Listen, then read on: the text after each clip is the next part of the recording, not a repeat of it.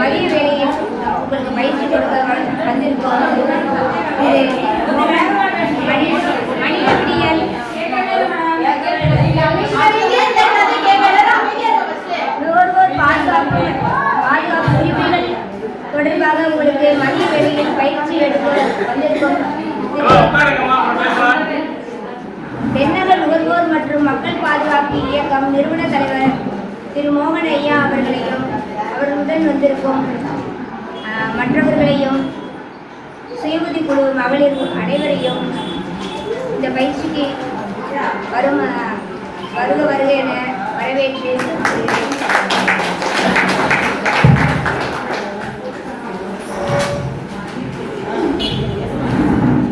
பயிற்சி ஆரம்பிக்கிறதுக்கு முன்னாடி முதல்ல என்ன அறிமுகப்படுத்தி வரேன். தென்னக நுகர்வோர் மற்றும் மக்கள் பாதுகாப்பு இயக்கத்தினுடைய நிறுவன தலைவர். கிட்டத்தட்ட 25 வருஷமா தமிழ்நாடு ஃபுல்லாக இந்த மாதிரி அவேர்னஸ், கன்சியூமர் கேஸு, கன்சியூமர் பிரச்சனைகளை வந்து நம்ம ஹேண்டில் பண்ணிகிட்டு இருக்கோம். நிறைய கேஸெல்லாம் நடத்திட்டு இருக்கோம். இது இல்லாமல் சவுத் இந்தியா லெவலில் ஃபெட்கார்ட் சவுத் இந்தியான்னு சொல்லிட்டு அந்த அமைப்புக்கு சேர்மனாக இருக்கேன்.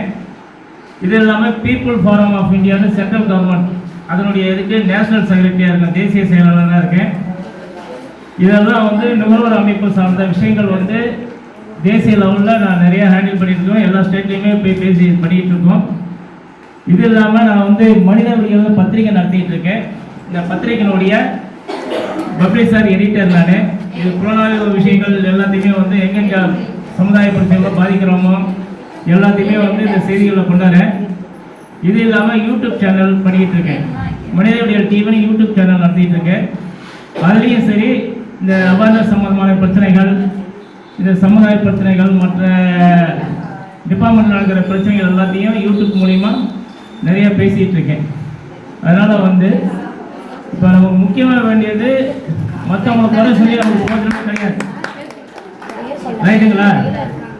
மற்றவங்களை குறை சொல்லி இவங்க என்னை ஏமாற்றிட்டாங்க, இவங்க வந்து பொய் சொல்லிட்டாங்கன்னு சொல்லி நம்ம வந்து காம்ப்ரமைஸ் ஆகுறதுல எந்த ப்ராப்ளமும் இல்லை. நம்ம தெளிவாக இருந்தால் மற்றவங்க நம்ம தப்பிச்சுக்கணும் இல்லையா? அதனால் நம்ம அவேர்னஸாக இருக்கணும். அதுக்காக தான் இந்த ப்ரோக்ராம். வேறு எதுக்காக நடத்துகிறாங்கன்னு தெரியுமா?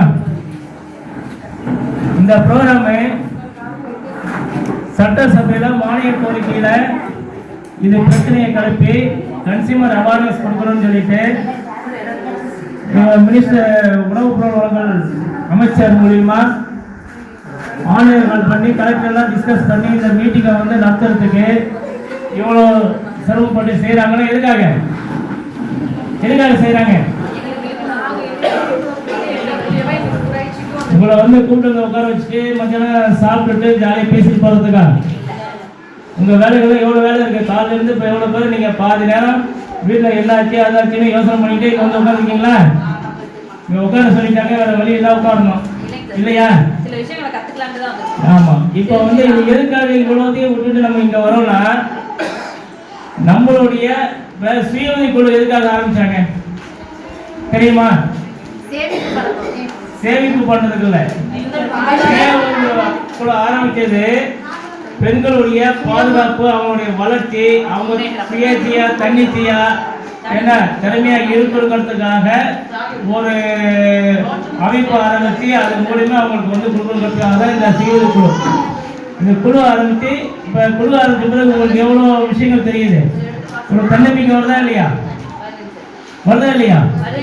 எப்பயுமே நம்ம வீட்டுக்காரர் நம்ம ஏன் உட்காந்துருந்து 50 அவங்ககிட்ட போய் கெஞ்சி கூத்தாடி அவங்க திட்டிகிட்டே இருப்போம். அந்த 50 ரூபா காசு வாங்குறதுக்கு நயமாக அப்படியே கொஞ்சம் பேசுவோம். அவங்க காசு கொடுத்தபடி திட்டுவோம். இப்படியெல்லாம் நிறைய குடும்பத்தில் மட்டும் நடக்குதா? ஆனால் இப்போல்லாம் என்னாச்சு? அப்படியே திரும்பிடுச்சா? இப்போ நம்மளை கொஞ்சம் ஆரம்பிச்சிட்டாங்க. அம்மா ஒரு 100 கூட 200 கூட. ஏன்னா நம்மகிட்ட பணம் நிறையா இருக்குது, நிறைய சோர்ஸ் இருக்குது, எல்லாமே பண்ணிக்கிட்டு இருக்கோமா?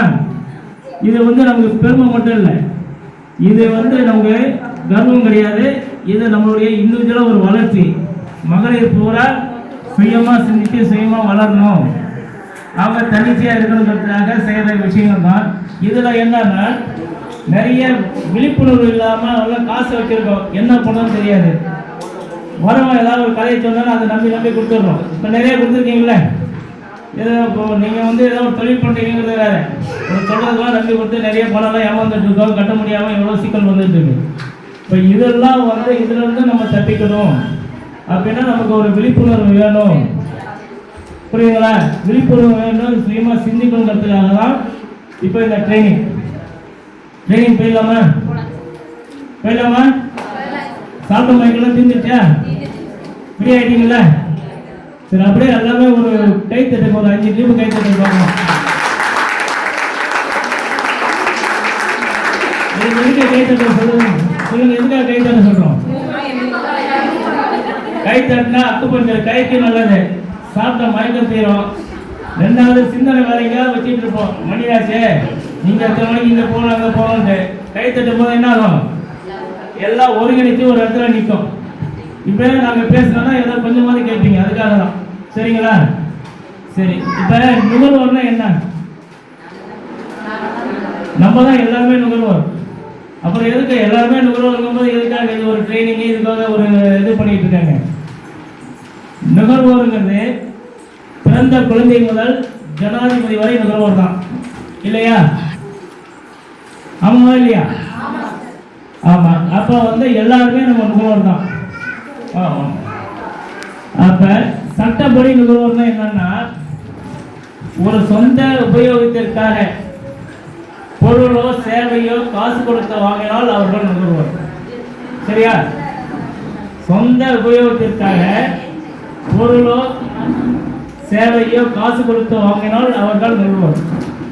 இப்ப ஜனாதிபதி வரைக்கும் நம்ம நுகர்வோர் தான் இருக்கோம். அப்ப நுகர்வோர்னா யாருக்கு போய் நம்ம பிரச்சனை பண்ண போறோம்? நமக்கு என்ன வேலை? ஒன்றும் இல்லை. அப்ப என்னன்னா, நுகர்வோர் எல்லாம் வியாபாரிகிட்ட போய் வியாபாரிகளுக்கு நமக்கு தான் வந்து இஷ்யூ வரும். இப்ப வியாபாரிகள் யாரு? நம்ம தான் நுகர்வோர். சரியா? இதுல வியாபாரி யாரு? வேற இத்தனை பேர் இருக்கீங்க இல்லையா? இங்க எல்லாமே நுகர்வோர், சொந்தமா வாங்குற எல்லாமே நுகர்வோர். இதே நீங்க ஒரு மளிகை கடையோ ஒரு பெட்டி கடையோ ஒரு இதோ ஒரு ஜவுளி கடையோ ஒன்று வச்சிருந்து அங்க வியாபாரம் பண்ணீங்கன்னா அந்த இடத்துல நீங்க யாரு? அப்ப நுகர்வோரா நீங்க? வியாபாரி. இப்ப தெரியுதா? வியாபாரிக்கும் நுகர்வோருக்கும் வித்தியாசம் புரியுதா? நுகர்வோர்னா சொந்த உபயோகத்திற்காக வாங்கினா நுகர்வோர். அதே நபர் ஒரு கடையில் உட்காந்து வியாபாரம் பண்ணா அது வியாபாரி.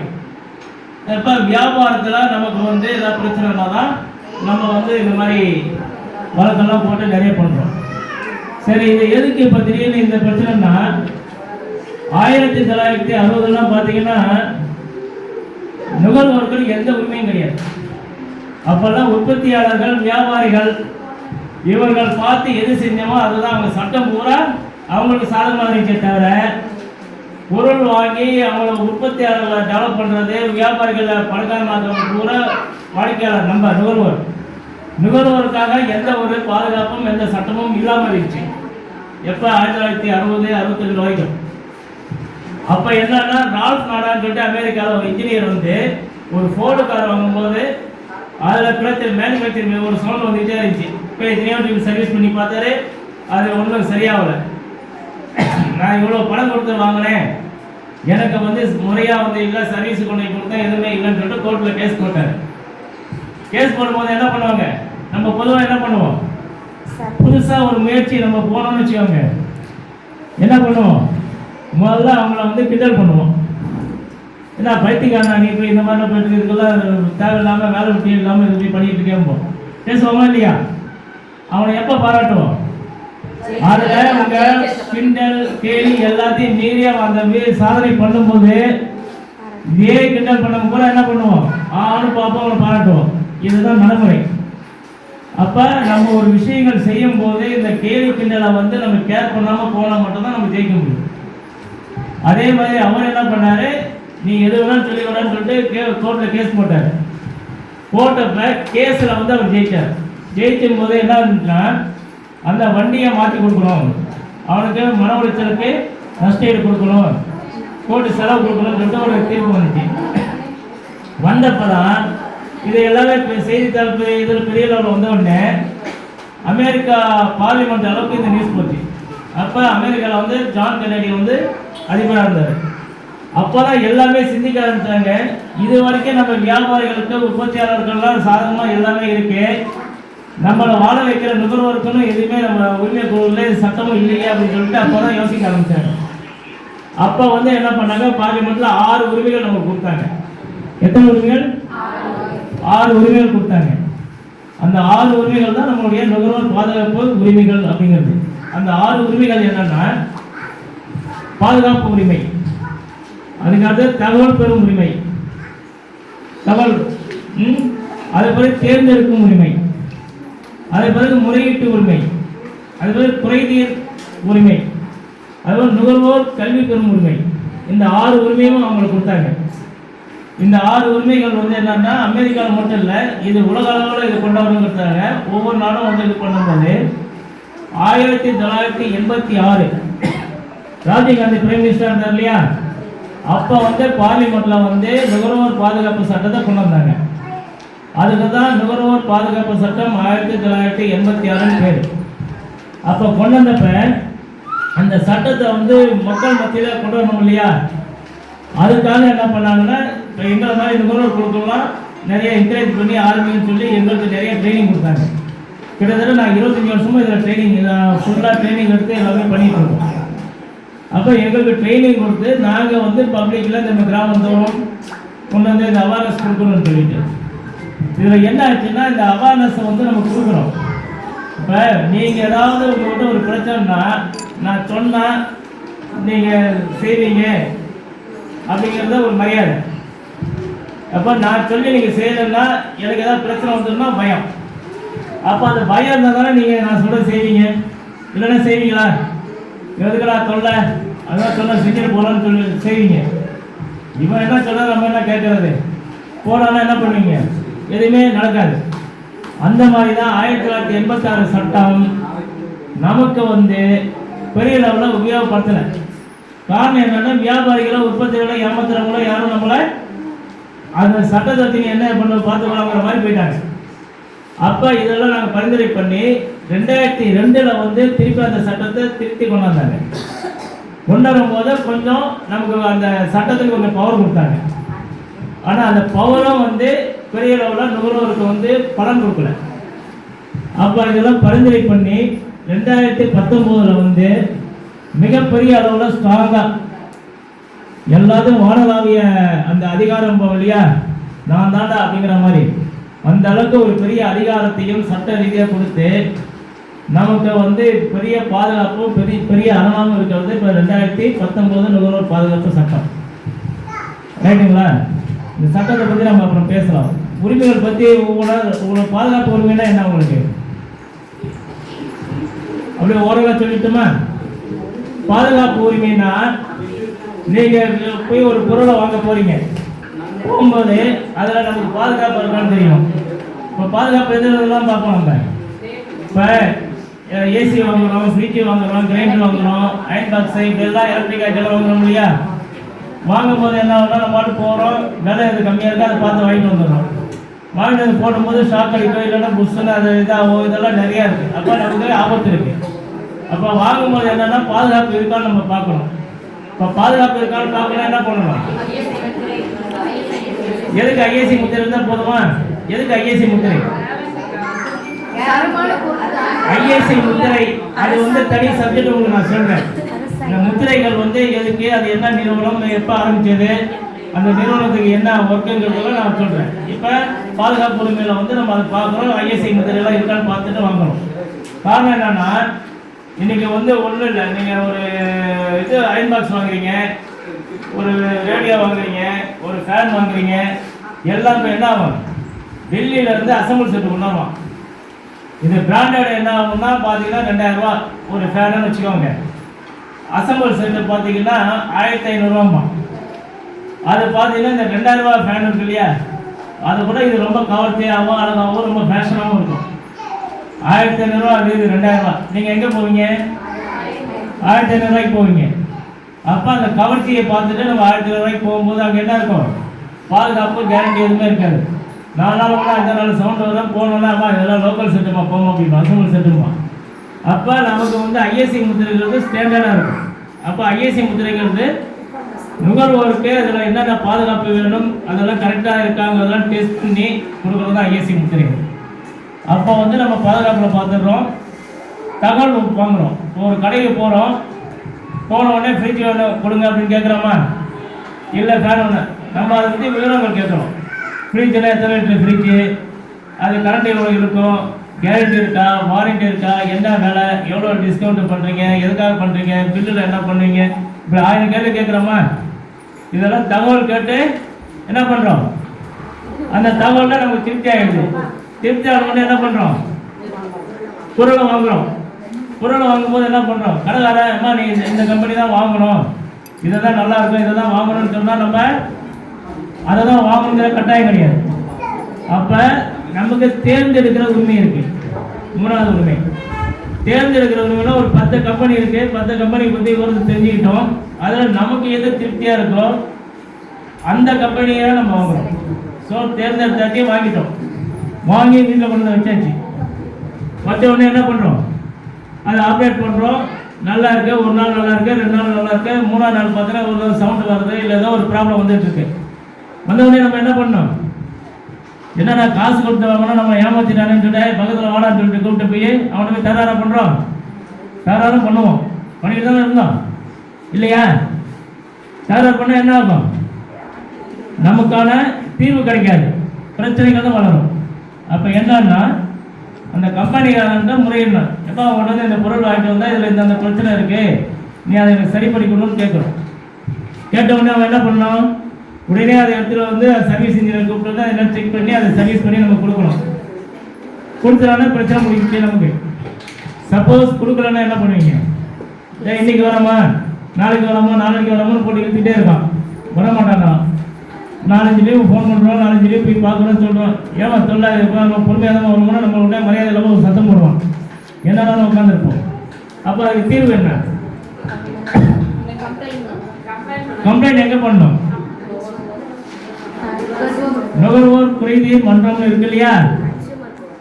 தப்பு ரைட்டே தைரியமா பேசுங்க. முதல்ல வந்து பேசுறது தைரியம் இருந்தால் தான் நம்ம எதுவுமே நம்ம சாதிக்க முடியும். ரைட்டுங்களா? தட்டி கேட்க தயக்கம் ஏன், அதுதான் நம்ம தாராக வந்துடும். தப்பு எங்கே இருந்தாலும் தட்டி கேளுங்க. திருப்பி அவன் தட்டிடுவானு சொல்லிட்டு பயப்படாதீங்க. அதுக்கு தகுந்த மாதிரி நீங்கள் துணிச்சலாக இருந்தீங்கன்னா தான் பெட்ரு. இப்போ குறைதீர் மன்றம் போகிறோம். குறைதீர் மன்றம் போய் கம்ப்ளைண்ட் பண்ணுறோம். கம்ப்ளைண்ட் பண்ணோடனே அவன் என்ன பண்ணுவான்? அந்த எந்த நிறுவனமோ அந்த நிறுவனத்துக்கு நோட்டீஸ் அனுப்பி அவனை கூப்பிடும்போது அந்த பிரச்சனையை சால்வ் பண்ணி கொடுக்கணும்பா. அது நமக்கு நிவாரணம் கிடைக்கும்.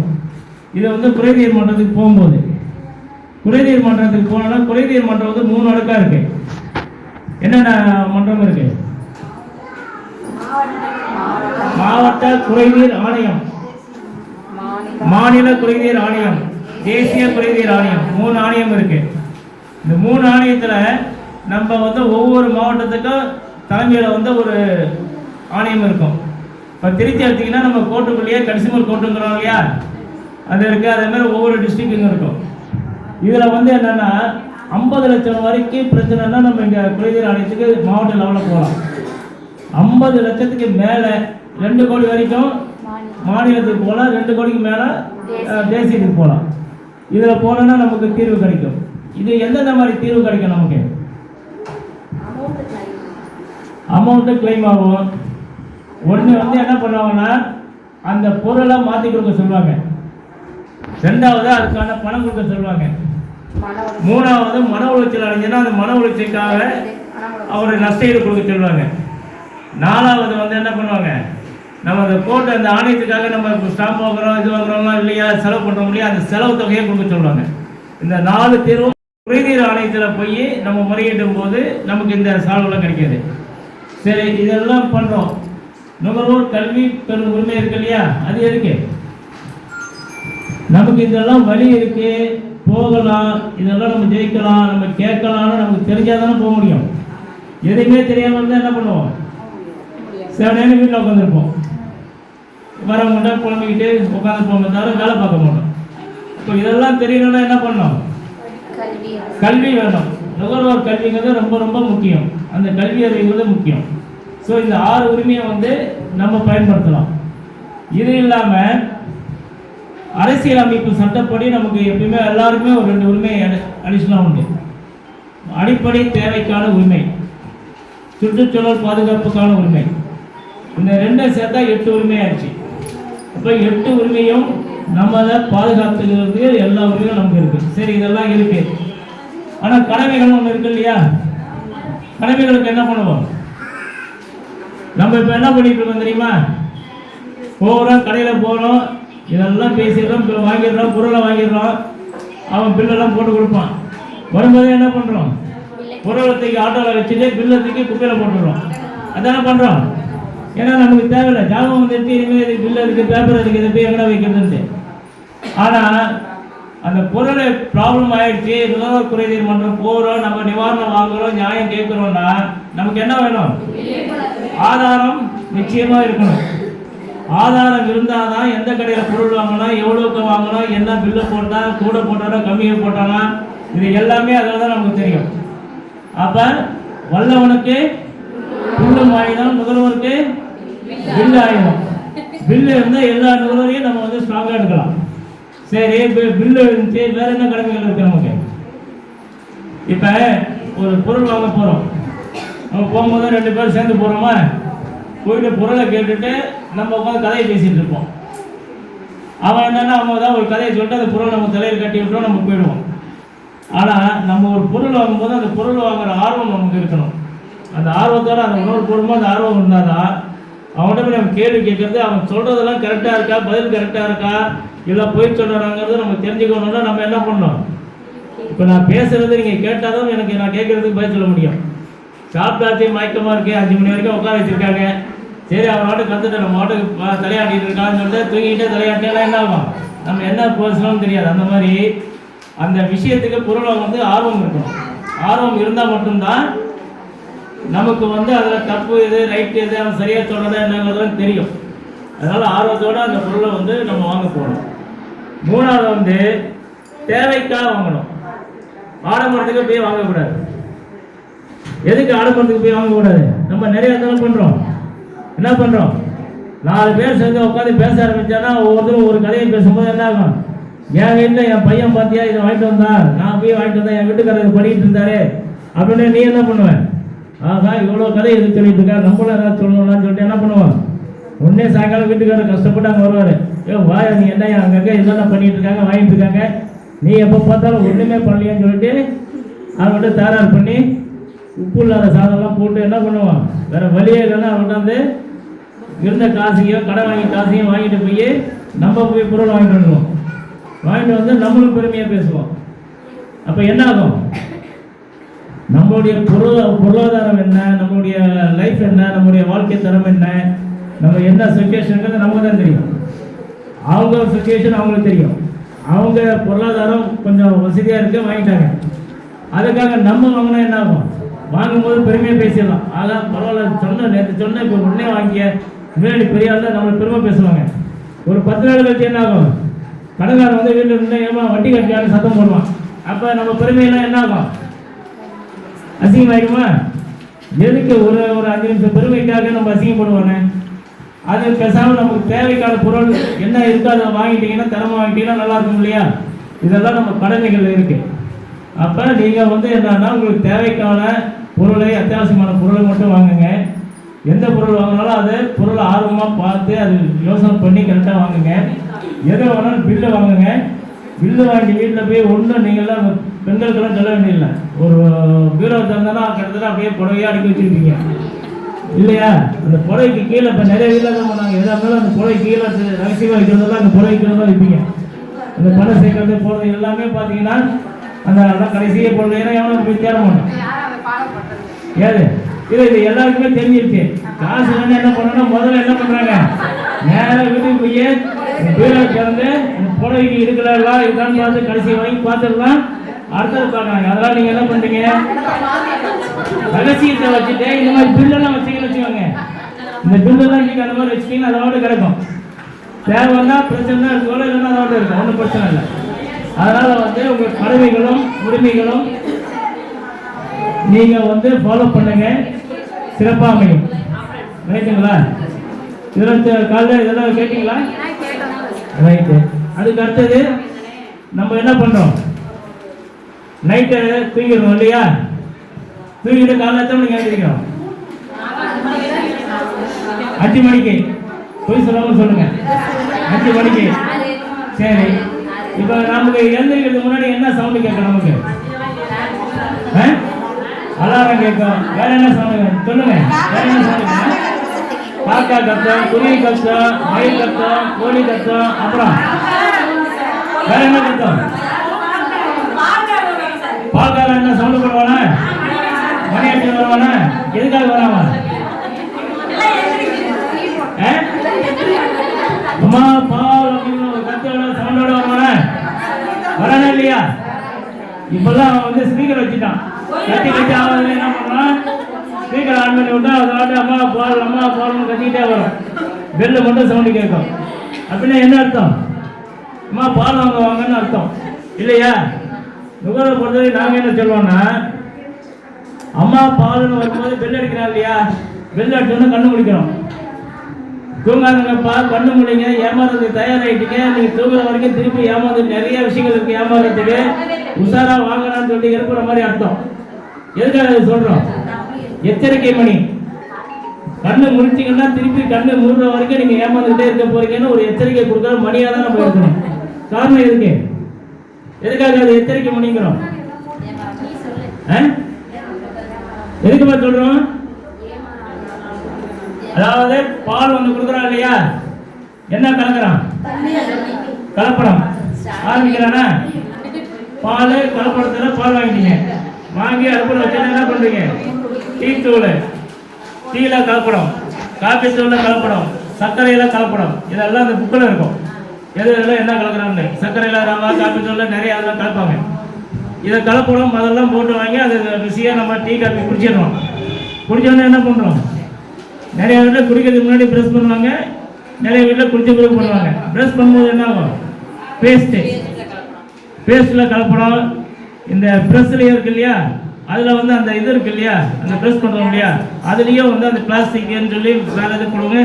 பின்னாடி பார்த்தீங்கன்னா மூங்கிலேயே கொஞ்சம் ஏதோ மூலிகைன்னு சொல்லிட்டு அது ஒரு தனியாக விற்றுட்ருக்காங்க. ஸோ அதில் வருது. அது முடிஞ்ச உடனே என்ன ஆகும்? குளிக்க போகிறீங்களா? சோப்பு. முன்னெல்லாம் சீக்கிரம் என்ன பண்ணுவோம்? எல்லா வீட்லேயும் எல்லாம் அரைப்போம். எல்லாத்தையும் போட்டு போய் மிஷினில் போட்டு அரைச்சி சுத்தமாக வச்சுருப்போம். இப்போ வெளியில் வாங்குறோமா, அவன் என்னென்ன கலக்கிறான்னு தெரியாது. ரைட்டா? சோப்பு, சீக்காய் எல்லாமே. குளிச்சுட்டு எல்லாம் முடிச்ச பிறகு என்ன பண்ணுறோம்? நேராக பெரிய கண்ணாடி முன்னாடி போய் உட்காடுறோமா? எதுக்கு? மேக்கப் பண்ணணும். மேக்கப் பண்ணால் மட்டும்தான் வெளியே வர முடியும். இல்லைன்னா நம்ம வந்து எங்களுக்கு சாப்பாடு இல்லைனாலும் பரவாயில்ல, நாங்கள் மேக்கப் பண்ணாமல் இருக்க மாட்டோம்ட்டு மேக்கப் போயிடுறோமா? மேக்கப்பில் என்ன பண்ணுறோம்? எல்லா கிரீமும் அவன் என்னென்ன சொல்கிறானோ எல்லா கிரீமும் வாங்கி பூசி, பவுடர் பூசி, என்னென்ன பூசுகிறோம் பூசி, வீட்டிலே சில டைமில் என்ன பண்ணுவாங்க? அம்மா அவனை எங்கேயோ பார்த்த மாதிரி இருக்காம்பாங்க. மேக்கப் பண்ணால் அவங்களுக்கு அடையாளம் தெரியாமல் போயிடும். மேக்கப் பார்த்து ஆனால் நீயா அம்மா அப்படிம்பாங்க. அந்தளவுக்கெல்லாம் மேக்கப்பு நிறைய வந்துடுச்சு. அதில் எல்லாமே கலப்படம். மேக்கப்பை முடிச்சுட்டு வெளியில் வரோம். மளிகை கடைக்கு போய் ஜாமான் வாங்குறோம் இல்லையா? அம்மா கேட்குறீங்களா? ஜாமான் வாங்கும் போது என்ன பண்ணுறோம்? போய் கடையில் போய் வாங்குகிறோம். முன்னாடியெல்லாம் பார்த்தீங்கன்னா அண்ணாச்சி கடை, செட்டியார் கடைன்னு போனோம். என்ன ஆகும்? அரை கிலோ 1/4 கிலோ கொண்டு வந்து உனக்கு இடம் போட்டு பேக் பண்ணி கொடுப்பாங்க. இப்போ என்னாச்சு? 25 கிராம்னாலும் பாக்கெட். அப்போ பேக்கெட். பொட்டலை பொருளுக்கு சட்டம் இருக்கு. பொட்டலை பொருள் என்னென்ன டீட்டெயில் இருக்கணும் நமக்கு? விவரங்கள் என்ன, எந்த நிறுவனம், அவங்க அட்ரஸ், முகவரி, அது பிறகு வந்து மேனுஃபேக்சரிங் டேட்டு, அது பிறகு ரீட்டெயில் ப்ரைஸு, அது பிறகு எக்ஸ்பைரி டேட்டு எல்லாமே இருக்கணும். இது எல்லாமே இருந்தால்தான் நம்ம வாங்கணும். அப்படி இல்லையா அவங்க மேலே நம்ம புகார் கொடுக்கலாம். தொழிலாளர் நலத்துறைன்னு இருக்குது, அவங்கள்ட்ட புகார் கொடுத்தால் அவங்க வந்து அதை பார்த்து எடுப்பாங்க. சரி, இப்போ அதெல்லாம் இருக்குது. இருந்தோடனே நீங்கள் போகிறீங்க 150 ரூபாய்க்கு, அவன் 170 ரூபா 180 ரூபான்னு கேட்குறான். என்ன ஏன் 150 தான் போட்டுக்க, நீ என்ன 180 ரூபா கேட்குறேன்னா, எல்லாம் அவன் வரி கட்டினா அது கட்டினா எல்லாம் இப்போ ரேட் ஆகிடுச்சுன்னா எங்களுக்கு எதாவது வேணாமான்னு சொல்லிட்டு ஏதோ ஒரு கதை சொல்லுவோம். நம்ம என்ன பண்ணுவோம்? சரின்னு வாங்கிட்டு வந்துடுவோம். அப்போ அந்த ரீட்டெயில் ப்ரைஸ்ன்னு இருக்கு இல்லையா? ரீட்டெயில் ப்ரைஸை கீழே வந்து போட்டுருவோம். இன்க்ளூடிங் ஆல் டேக்ஸஸ்ன்னு போடுவான். இல்லை அனைத்து வரிகள் உட்பட அப்படின்னு பிராண்டில் சின்னதாக போட்டிருப்பான். நம்ம அதை கவனிக்கிறதே இல்லை. அவன்கிட்ட வந்து இப்போ எல்லாம் டேக்ஸ் ரீட்டெயில் ப்ரைஸு நீ கேட்குறேன்னா அவன் பயந்துட்டு என்ன பண்ணுவான், நியாயமாக கொடுத்துருவான். இப்போ அதில் வந்து இன்னொரு வேலை என்னென்னா, இந்த ஒரு கலப்படம் இருக்குன்னு தெரிஞ்சாலும் கொண்டு கொடுத்துருவாங்க, இது என் கடை இல்லைன்னு சொல்லலாம். இப்போ இதெல்லாம் இருக்கும்போது என்ன பண்ண முடியும், பில்லு கேட்குறவங்க நிறைய கடையில் பில்லு தர மாட்டான். இப்போல்லாம் நிறைய கம்பெனியில் வந்து அவங்க டக்குன்னு பில்லு கொடுத்துட்றான். இந்த நார்மல் கடையெல்லாம் போனால் பில்லு கிடையாது. என்ன பண்ணுவான், பில்லு நம்ம பில்லே கேட்கல, என்ன அமௌண்ட்டு தெரியுமா, ஒரு வெள்ளை பொருள் டக்கு ஒரு கணக்கு போட்டு அம்மா 200 300 400 வாங்கிடலாம். அப்போ என்ன பண்ணணும்னா, பில்லு இல்லைன்னா உங்கள் சீலை போட்டு கையெழுத்து கொடுக்குறான்னு கேட்கணும். அந்த மாதிரி உங்களுக்கு சந்தேகமான பொருளாக இருந்தால் அந்த மாதிரி வாங்கிக்கலாம். ஸோ பொட்டலை பொருள் அது மாதிரியே பார்க்க வேண்டிய விஷயம் வந்து நம்ம ஜாமான் வாங்குறதில்ல. இந்த இதெல்லாம் பேக்கேஜ், இந்த பாட்டில் பேக்கிங் இதெல்லாம் வாங்குறோம் இல்லையா, இந்த ஹார்லிக்ஸு போன்விட்டா இதெல்லாம் வாங்குகிறோம். அவ்வளோ என்ன சொல்கிறோம், இது காம்பவுண்ட் குடிச்சா என்ன ஆகும், குட்டியாக இருந்தால் ஹைட்டாக வளர்ந்துடலாம் இல்லையா. அப்போ நம்ம ஹைட்டாக வரணும்னா போய் காம்பவுண்ட் வாங்கி குடிச்சிடலாம். இந்த ரஜினி ஒரு படத்தில் வந்து சிவாஜி படம் பார்த்தீங்களா, என்ன பண்ணுவான், அது சிவப்பு மாறிட்டு என்ன பண்ணுவாங்க, கரு வழியாக வாங்கி பூசி கீசி எல்லாம் பண்ணுவான். எல்லாம் பண்ணி திரும்பி குடிச்சு பார்த்தோன்னா அது பழைய கலரே தான் இருக்கும். ஸோ கலரை வந்து மாறுறது கிடையாது. இவங்க விளம்பரங்கள் தான் பண்ணி நம்ம ஏமாத்துற விஷயங்கள். விளம்பரம் தனி சப்ஜெக்ட், அது நான் வரேன் நான். ஸோ அதனால் வந்து நீங்கள் வந்து அதில் பார்த்தீங்கன்னா, அந்த பேக்கேஜில் பார்த்தீங்கன்னா என்னென்ன ப்ராடக்ட்டு என்னென்ன மெட்டீரியல் வந்து எவ்வளோ பர்சன்டேஜ் கலந்துருக்கேன் அப்படிங்கிறதெல்லாம் டீட்டெயிலாக இருக்கணும். அந்த டீட்டெயிலாக இருக்கணும். அதில் ஏதாவது கம்மியாக இருந்தால் நம்ம கேட்கலாம். இப்போ நிறைய இந்த பால் பவுடர் இதெல்லாம் வந்து நிறைய வந்து அவங்க அந்த டேஸ்ட்டுக்காக கெமிக்கலும் கலந்தான்னு சொல்லிட்டு நிறைய நான் கம்பெனி மேலாம் நிறைய கேஸ் போட்டு நிறைய பண்ணியிருக்கோம். இதே ஃபேனல் ஒளி மேலே ஒரு வாட்டில் பூசினா சிவப்பால் ஆகலான்னு சொல்லிட்டு தான் விளம்பரம் பண்ணிட்டு இருந்தான் தெரியுங்களா. அதெல்லாம் நல்லா கேஸை போட்டு அது அவன் மாதிரி இது பண்ணும்போது அந்த விளம்பரம் பண்ணுறது கிடையாது. ஸோ எதுக்கு சொல்கிறோன்னா, நம்மளை ஏமாத்துறது அவன் எந்த லெவலில் வேணாலும் நம்மளை வந்து அட்டாக் பண்ணுவான். அப்போ நம்ம அவேர்னஸாக இருக்கணும். ஸோ அந்த காம்ப்ளானு இந்த மாதிரி பாட்டில் பொருள் வாங்குறதெல்லாம் அந்த பேக்கேஜ் எல்லாம் கரெக்டாக இருக்க பாருங்கள், மேனுஃபேக்சரும் பாருங்கள். இதை விட ரொம்ப முக்கியமான விஷயம் மெடிக்கல். மெடிக்கலில் வந்து மாத்திரை வந்து நம்ம இது வரைக்கும் நம்ம என்ன பண்ணுறோம், எதுவுமே பார்க்கறதில்ல. அவன் தலைவலி வயிற்று வலின்னா அவன் கொடுக்குறது தான், டக்குன்னு வாங்கலாம் குடிக்கிறோம் சாப்பிட்றோம். ரெண்டாவது டாக்டர்கிட்ட போனால் என்ன பண்ணுவோம், ஃபீஸு தரோம். அவன் என்ன மாத்திரை எழுதுறோம் யாருக்கும் புரியுமா, மெடிக்கல் கார்டு மட்டும்தான் புரியும். அதில் வாங்குறோம். அட்லீஸ்ட் அதில் மேனுஃபேக்சரிங் டேட் இருக்கா, எக்ஸ்பிரி டேட் இருக்கா, இதெல்லாம் நம்ம பார்க்குறோம். ஏன்னா மெடிக்கல் பொறுத்த வரைக்கும் எக்ஸ்பிரி டேட் நம்ம பார்க்காம வாங்கிட்டோம்னு வச்சுக்கோங்க, அதை வாங்கி போடும்போது என்ன ஆகும்னா அலர்ஜி ஆகிடும், வேறு ப்ராப்ளம் கிரியேட் ஆகும். அது உடம்புக்கு பெரிய ஆபத்து. அப்போ அதனால் நீங்கள் எப்போ மெடிக்கல் போனாலும் சரி, எந்த மருந்து வாங்கினாலும் சரி, பாட்டிலாக இருந்தாலும் சரி, கவராக இருந்தாலும் சரி, அதெல்லாம் எக்ஸ்பைரி டேட் இருக்கான்னு நீங்கள் மெயினாக பார்க்கணும். பார்த்து வாங்குங்க. இதில் என்னென்னா முக்கியம், குழந்தைகளுக்கு மருந்து வாங்கணும் இல்லையா, அதில் வந்து ரொம்ப எச்சரிக்கையாக இருங்க. தெரிஞ்ச கடை தெரியாத கடையெல்லாம் பார்க்காதீங்க, கரெக்டாக இருக்கான்னு பாருங்கள். இல்லைன்னா மேலே வந்து ட்ரக்ஸ் டிபார்ட்மெண்ட்னு தனியாக இருக்குது. இந்த ட்ரக்ஸ் லைசன்ஸ் கொடுக்குறது, அதை வந்து ஆய்வு பண்ணுறதுக்கு தனியாக ஒரு டிபார்ட்மெண்ட் இருக்குது. அந்த டிபார்ட்மெண்ட்டில் கம்ப்ளைண்ட் பண்ணால் அவன் ஆக்ஷன் எடுப்பான். தேவைன்னா அவன் வந்து லைசன்ஸே கேன்சல் பண்ணுற அளவுக்கு அதில் பவர் இருக்குது. ரைட்டுங்களா? அதனால் பொட்டலை பொருள் எல்லாமே நீங்கள் அதில் இது பண்ணி பாருங்கள். அதே மாதிரி இப்போ கேஸு வந்து எவ்வளோ முக்கியம், ரொம்ப அத்தியாவசியம். கேஸில் முன்னெல்லாம் வந்து விறகெல்லாம் தூக்கிட்டு வந்து அடித்தோம், எல்லாம் இப்போ மண்ணெண்ணெய் அடுப்பு வச்சுருந்தோம். இப்போ மண்ணெண்ணையும் கிடைக்கிறதில்ல. விறகு இப்போ வெட்டி தூக்கிட்டு வர்றது இன்னும் நமக்கு வாய்ப்பு இல்லை. நம்ம எல்லாம் இப்போ சொகுசாக இருக்க ஆரம்பிச்சிட்டோம். அப்போ கேஸு தான் ரொம்ப முக்கியம். இப்போ கேஸில் என்ன பாதுகாப்பு இருக்கு, கேஸை வந்து முன்னாடி பார்த்தீங்கன்னா நம்ம ஃபோன் பண்ணி புக் பண்ணுவோம். அவன் 2 நாள் 4 நாள் 1 வாரம்னு சொல்லிட்டு இன்டர்நெட் ஒரு அட்டையை கொண்டு வந்து போடுவான்.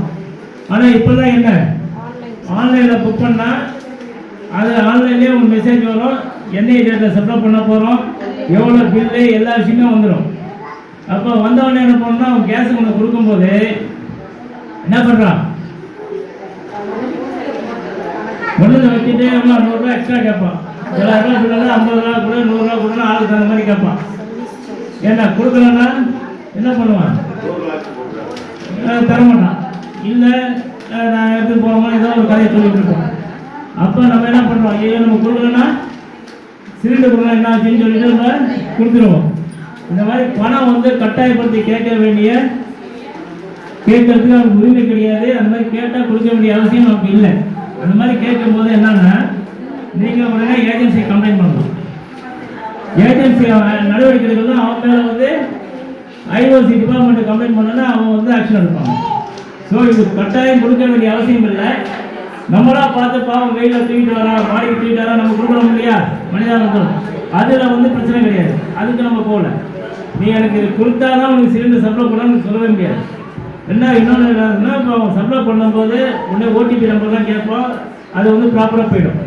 இப்போ நிறைய இடத்துல என்ன பண்ணுவோம்னா, அந்த சிலிண்டர் இருக்கு இல்லையா, சிலிண்டர் என்ன பண்ணுவாங்கன்னா, இது நான் நிறைய கேஸ் கண்டுபிடிச்சிருப்பேன். நான் சொல்கிறதெல்லாம் வந்து நானே டேரெக்டாக நிறைய விஷயங்கள் எடுத்து நிறைய கம்ப்ளைண்ட் பண்ணி நிறைய பண்ணாத விஷயத்தை தான் நிறைய பேசிகிட்டு இருக்கேன் அவங்களுக்கு. வேறு இந்த ஏரியாலாம் இருக்குன்னு வச்சுக்கோங்க.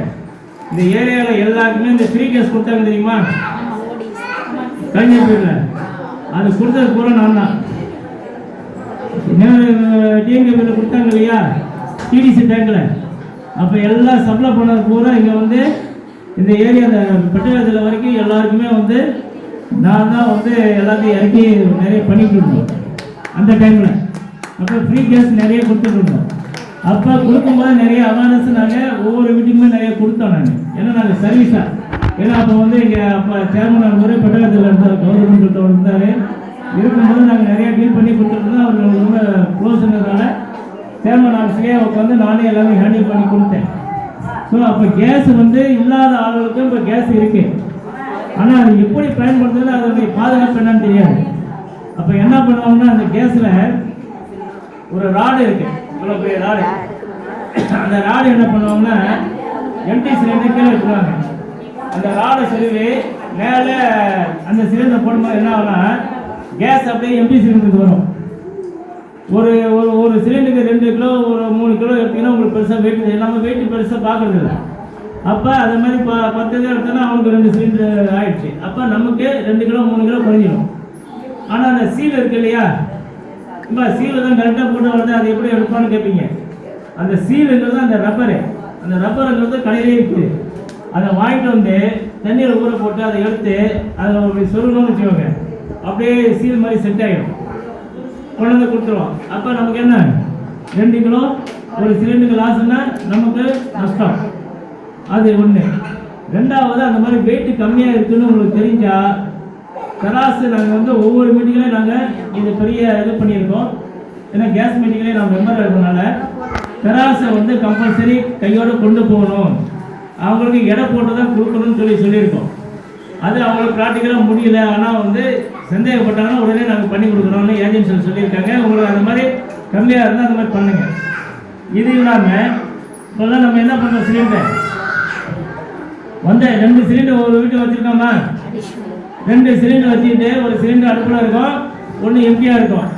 புக் பண்ண என்ன ஆகும், சிலிண்டர் கொண்டு வருவோம். கொண்டு வந்தால் நம்ம என்ன பண்ணுறோம், அப்போ அந்த எம்டி இடத்துல இதை வச்சுட்டு போவோம். நம்ம கிட்ட கூட போக மாட்டோம், அவன் கேட்குற காசு கொடுத்துட்டு சொல்லிடுவோம். இப்போ எம்டியை கொண்டு வச்சு இது சிலிண்டர் வச்சுட்டு எம்டி தூக்கி போயிடுவோம். நீங்கள் ஒரு 10 நாள் கேஸ் செஞ்சோடனே இதை தூக்குவீங்க, தூக்கும்போது பாதி கேஸாக இருக்கும். அப்போ என்ன பண்ணுவோம், இதே பிரச்சனையை வந்து நான் இங்கே இதில் வந்து ஒரு கேஸை டீல் பண்ணி அதை புதுசாக மாற்றி கொடுத்துருந்தேன். அது என்ன பிரச்சனைன்னா, கேஸ் சிலிண்டர் கொண்டாடுறாங்க இல்லையா, கொண்டாடும்போது அது ஃபுல்லாக தான் இருக்கும், அதில் குறையெல்லாம் இருக்காது. என்னென்ன அந்த வாசல் இருக்கு இல்லையா, அது லைட்டாக லீக் ஆகிட்டு இருக்கும். அது என்னன்னா, நீங்கள் ஒரு 10 நாள் வச்சுருந்தீங்கன்னா அது கொஞ்சம் கொஞ்சமாக லீக் ஆகி வெயிட் பண்ணிடும். அதுக்கு ஏஜென்சியில் என்ன சொல்கிறாங்கன்னா, நீங்கள் வாங்கும்போது அவன் வந்து சீலை உடைச்சி செக் பண்ணி வாங்கி வைங்க, வச்சிங்கன்னா தான் உங்களுக்கு சேஃபு, இல்லைன்னா உங்களுக்கு வந்து இந்த மாதிரி பிரச்சனை வருங்கிறாங்க. அதனால் வந்து நம்ம சோம்பேறித்தனம் பண்ணாமல் சிலிண்டர் வந்தால் வாங்கி செக் பண்ணி வைங்க. இது உங்களுக்கு நல்லது, ஏஜென்சிக்கு நல்லது. அதனால் அது இது இல்லாமல் என்ன பண்ணுறது, டீப்பு சரியில்லை, வாசல் சரியில்லை, ரெகுலேட்டர் சரியில்லைன்னு பிரச்சனை வந்தவொடனே என்ன சொல்லணும், சிலிண்டர் சப்ளை பண்ணுறவங்க போகிறோம், அவன் தான் வரான். அம்மா அவனே சொல்லுவான், அம்மா நீங்கள் வந்து ஒரு கம்பெனி போனால் 1500 செலவு, இந்த ரெகுலேட்டருக்கு டீப்புக்கு இதுக்கெல்லாம் எனக்கு ஒரு 600 கொடு, 700 கொடு, நான் வந்து சூப்பராக வாங்கிட்டு வந்து போடுறாங்க. நீங்கள் என்ன பண்ணுவீங்க, அவன் கேட்குற காசை கொடுத்து ரெகுலேட்டர் இதெல்லாம் வாங்கிட்டு வந்து போடுவீங்க. அவன் எங்கே போய் வாங்கிட்டு வருவான், வெளி மார்க்கெட்டில் வந்து ரெகுலேட்டரு டீப்பு வாசல் எல்லாம் வாங்கிட்டு வந்து போட்டுருவான். அதில் ஐஎஸ்ஐ இருக்கும், பட் ஆனால் ஒர்த்து இருக்கான்னு தெரியாது. நம்மளை பொறுத்த வரைக்கும் என்னன்னா, ஒவ்வொரு கேஸுக்கும் இன்சூரன்ஸ் இருக்கு தெரியுமா? கேஸுக்கெல்லாம் இன்சூரன்ஸ் இருக்கு தெரியுமா? யாராவது கொஞ்சம் ஆமா இல்லை ஏதாவது சவுண்ட் பண்ணினாலும் கேட்கும். அப்படியே வெளியில பின்னால் உட்காந்து தூங்கிடாதீங்க. ஏன்னா சாப்பிட்டு தூக்கம் தான் வரும் நமக்கு, அதையும் பார்த்துக்கோங்க. அப்போ 10 லட்ச ரூபா வரைக்கும் நமக்கு இன்சூரன்ஸ் இருக்கு கேஸில். ஆனால் அந்த இன்சூரன்ஸ் எப்படி கிடைக்கும்? கேஸ் வெடிச்சா வெடிக்க 10 லட்சம் ஆகுது, வெடிக்க முடியுமா? அது நடக்குமா? நடக்கட்டும். அதுக்கு முன்னாடி விபத்துக்கு முன்னாடி என்ன பண்ணணும்? நம்ம தெளிவாக இருந்தாதான் விபத்து நடந்தால் கேஸ் இன்சூரன்ஸ் பண்ணலாம் தர மாட்டாங்க. அது தெரியுமா தெரியாதா? எப்படி தெரியும்? இன்சூரன்ஸ் பணம் விபத்து நடந்தால் நிறைய பேருக்கு கிடைக்காம இருக்கிறதுக்கு காரணம் என்னன்னா, அவன் ப்ராப்பர் இந்த ரெகுலேட்டரி டீப்ல இருக்கு இல்லையா, இதை வந்து வெளியில் வாங்கி போடுவாங்க. இதை ஏஜென்சியில் போய் வாங்கினாதான் அந்த ரெகுலேட்டரி சீரியல் நம்பர் போட்டு அந்த நம்பர் நோட் பண்ணி கொடுப்பான்.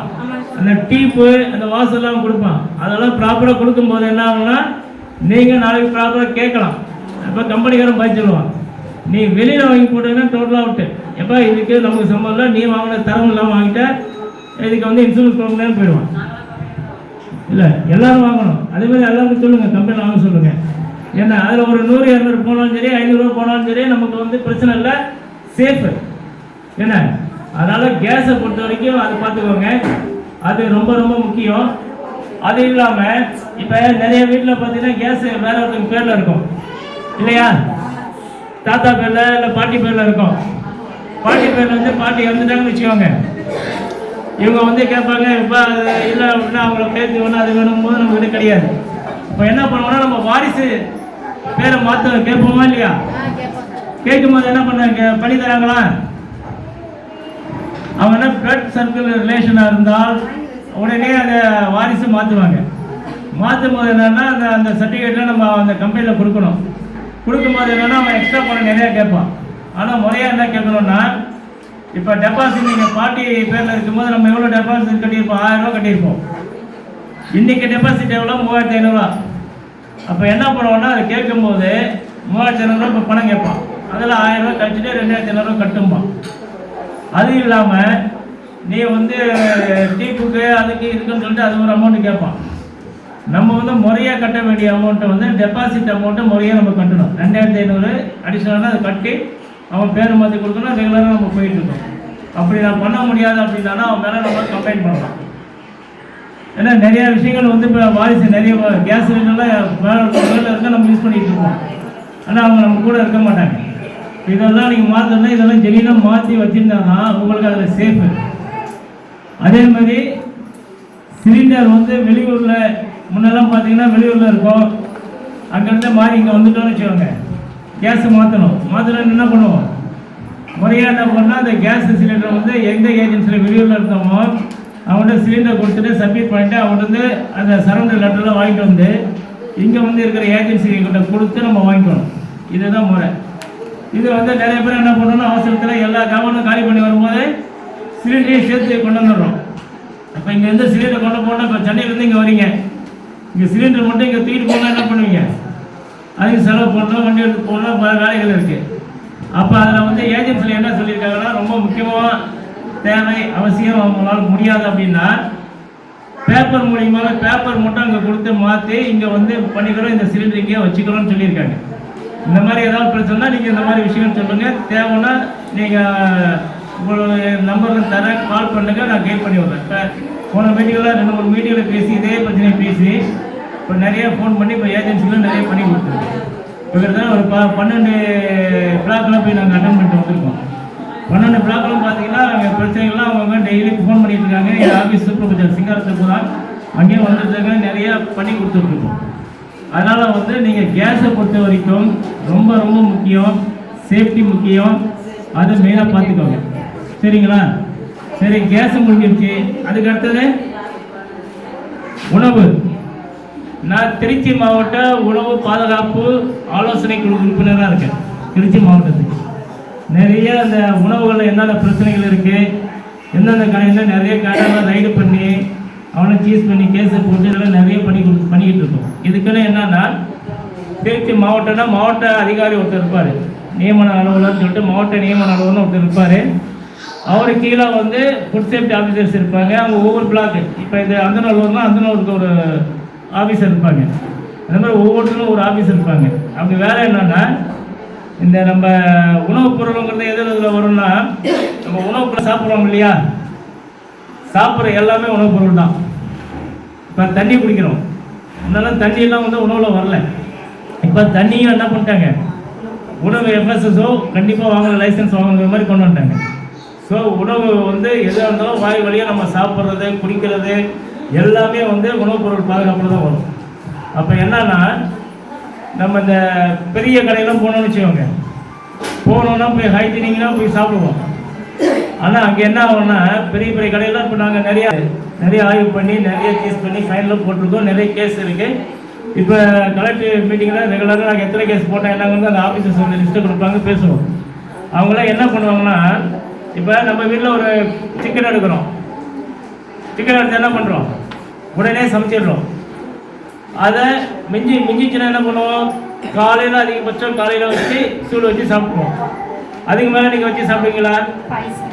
மீனை தவிர சிக்கன் எல்லாம் சாப்பிட மாட்டோம். மீனை வந்து லேட்டாக தான் நமக்கு ருசி இருக்கும். ஆனால் சிக்கனெல்லாம் ஒரு மறுநாள் சாப்பிட்றதே தப்பு, பாய்சனுங்கிறாங்க, ஆயிடுங்கிறாங்க. அப்போ இவங்க என்ன பண்ணுவாங்கன்னா, 50 கிலோ 100 கிலோன்னு வாங்கி அதை ஃப்ரீஜில் பேக் பண்ணி வச்சு சேவ் பண்ணி வச்சுருவாங்க.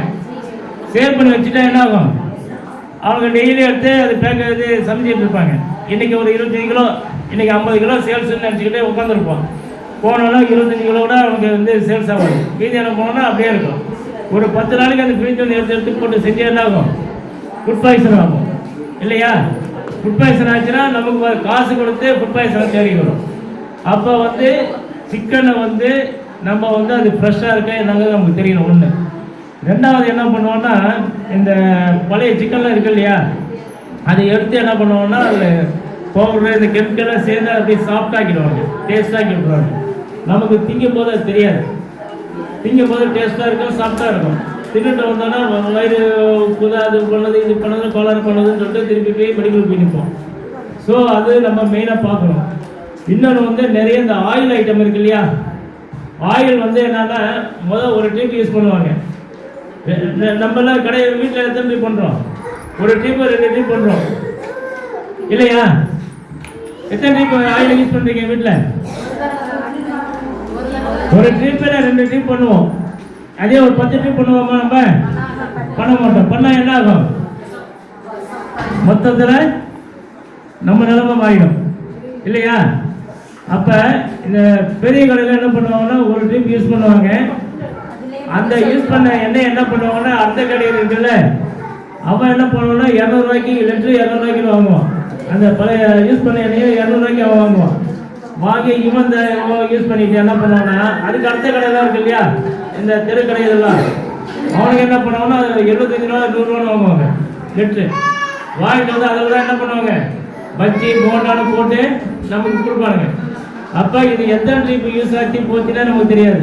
இவன் பஜ்ஜி போண்ட போடுற என்ன பண்ணுவான், நமக்கு தெரிஞ்ச ஒரு பாக்கெட்டு பிரிஞ்சு ஊற்றுவான். அதுக்கு முன்னாடியே அந்த பழையலையும் சேர்த்து ஊற்றுவான்.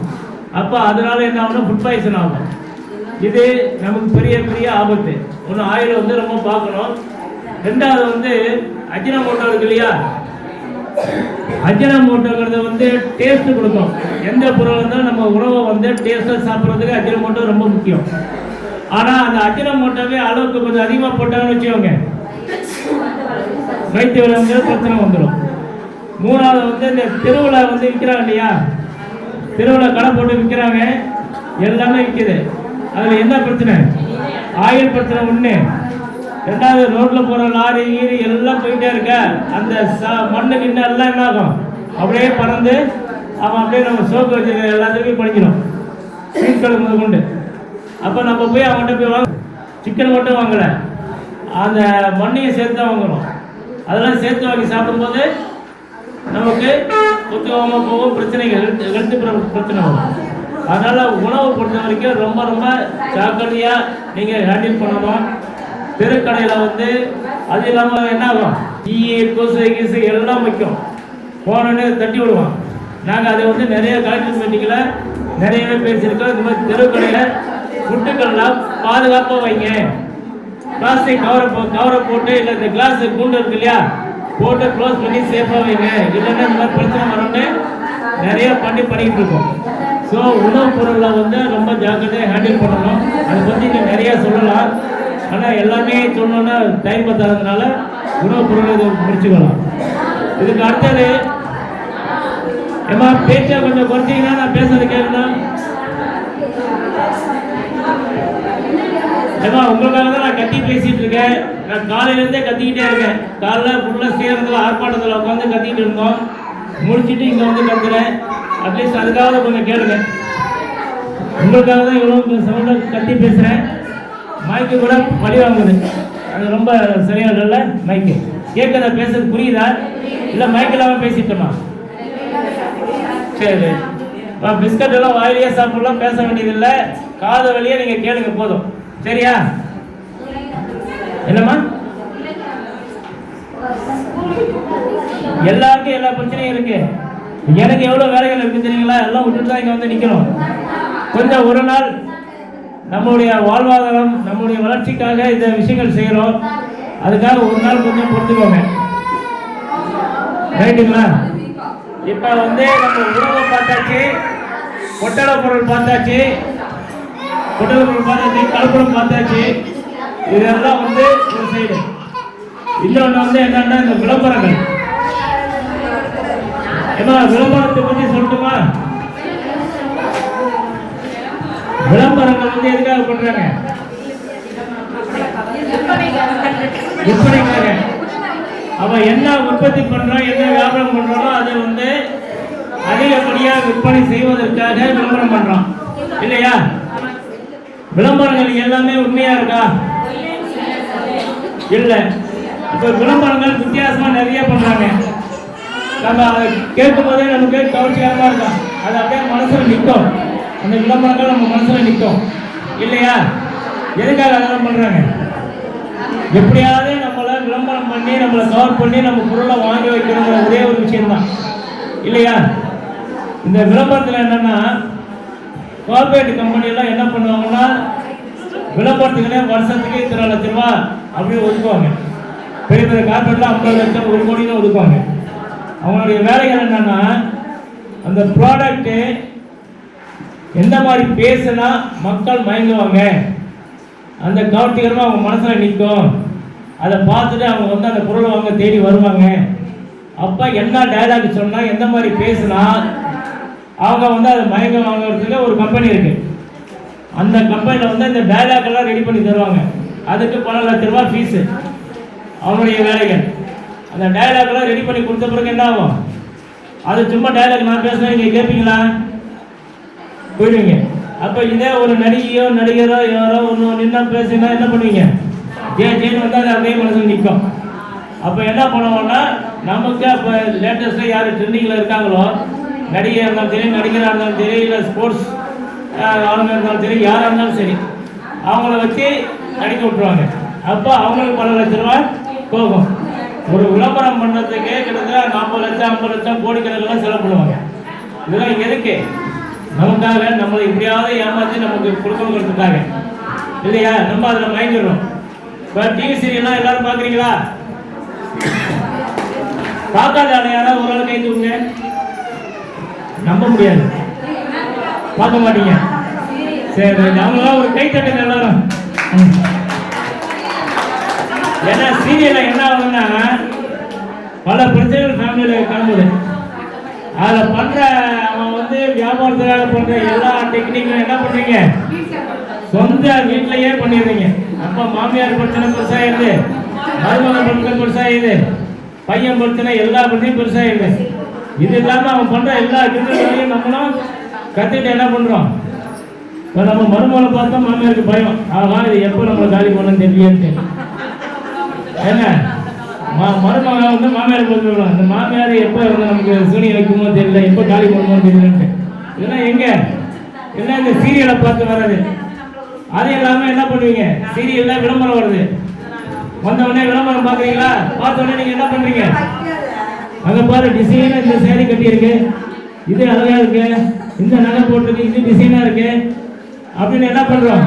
அந்த சேரீயை வாங்குறதுக்கு பிளான் போடுறோம், அந்த நகை வாங்குறதுக்கு பிளான் பண்ணுறோம், இல்லையா? இதெல்லாம் விளம்பரத்தில் வந்து அவன் கவர்ச்சிகரமா வச்சு விளம்பரம் மூலியமா நம்மளை வந்து ஏமாற்றி வாங்கலாம். இதை வந்து 2019க்கு முன்னாடி அம்மா கொஞ்சம் கேளுங்க. 2019 நுகர்வோர் பாதுகாப்பு சட்டம் வர்றதுக்கு முன்னாடி விளம்பரங்கள் நீங்க எப்படி பண்ணாலும் அவனை வந்து நீங்க எதுவுமே பண்ண முடியாது. ஆனா இப்ப என்ன தெரியுமா, 2019 என்ன சட்டம் தெரியுமா, விளம்பரங்கள் பொய்யா நீங்க விளம்பரம் பண்ணது தெரிஞ்சா மேல புகார் கொடுக்கலாம், வழக்கு போடலாம். யார் யார் மேல கேஸ் போடலாம்? விற்றவர்கள், டீலரு, வியாபாரி, உற்பத்தியாளர், தயாரிப்பாளர் எல்லார் மேலேயும் இதில் விளம்பரத்தை நடிச்சா பாருங்க நடிகர், அவன் மேலேயும் சேர்த்து கேஸ் போடலாம். அப்ப இந்த கேஸ் போடலாம் நமக்கு என்ன பலன்? கேஸ் போடுறா அவன் கேஸ் ஜெயிச்சுட்டு போறான், அவ்வளவுதான். ஆனா இப்ப இருக்கிற சட்டத்துல இது பொய்யான விளம்பரம் அப்படின்னா 2 வருஷம் வரைக்கும் சிறை தண்டனை கொடுக்க இப்ப சட்டத்துல இடம் இருக்கு. 10 லட்ச ரூபாய் வரைக்கும் அபராதம் போடுறதுக்கு இடம் இருக்கு. இது மட்டும் இல்லாம திருப்பி 2வது ரிப்பீட் பண்ணிக்கிட்டே இருந்தாங்கன்னா 5 வருஷம் சிறை தண்டனை கொடுக்கறதுக்கு இதுல இடம் இருக்கு. 50 லட்சம் வரைக்கும் அபராதம் விதிக்கிறதுக்கு இதுல இடம் இருக்கு. அப்ப இவங்க விளம்பரம் போலியா நடிப்பாங்களா? நடிக்கிறோம் யோசிப்பாங்க. முன்னெல்லாம் ஆக்சுவலாக என்ன பண்ணுவோம், அவனுக்கு அந்த ப்ராடக்ட் என்னன்னே தெரியாது. வரவா டைலாக் இப்படி போய் இந்த ஆக்ஷன் இப்படி பண்ணுங்கம்போ அவன் நடிச்சுட்டு போயிடுவான், நம்ம ஏமாந்துட்டு போய் வாங்கிடுவோம். ஆனால் இப்போ அந்த மாதிரி நடிக்க முடியாது. ஏன்னா நாங்கள் வந்து இந்த கோக்கு இந்த பெப்சிலாம் இருக்கு இல்லையா, அப்போல்லாம் நடிச்சப்பெல்லாம் நாங்கள் நிறைய ஆர்ப்பாட்டமாக பண்ணி அந்த கோக்கு இதெல்லாம் என்ன பண்ணோம், ஊற்றி ஒரு இதில் ஊற்றி அரைப்பழிஞ்ச சட்டெல்லாம் இருக்கு இல்லையா, அதை எடுத்து அதில் துவைச்சி அந்த கதையை எடுத்து எல்லாம் காட்டி நிறைய ஆர்ப்பாட்டம் இங்கே நம்ம மேலே சேர்ந்தவங்களே நாங்கள் நிறைய ட்ரிப்பு பண்ணோம். எதுக்குன்னா ஒரு கதையை பெரிய கதையை வந்து அதை எடுக்குதுன்னா இப்போ இந்த மாதிரி இதெல்லாம் ஏன் இதாச்சு, விஜய் நடிக்கிறான், அவன் நடிக்கிறான், கமல் நடிக்கிறான்னு சொல்லிட்டு நம்ம ஸ்டைலாக பார்த்து வாங்கிட்டு இருந்தோம்.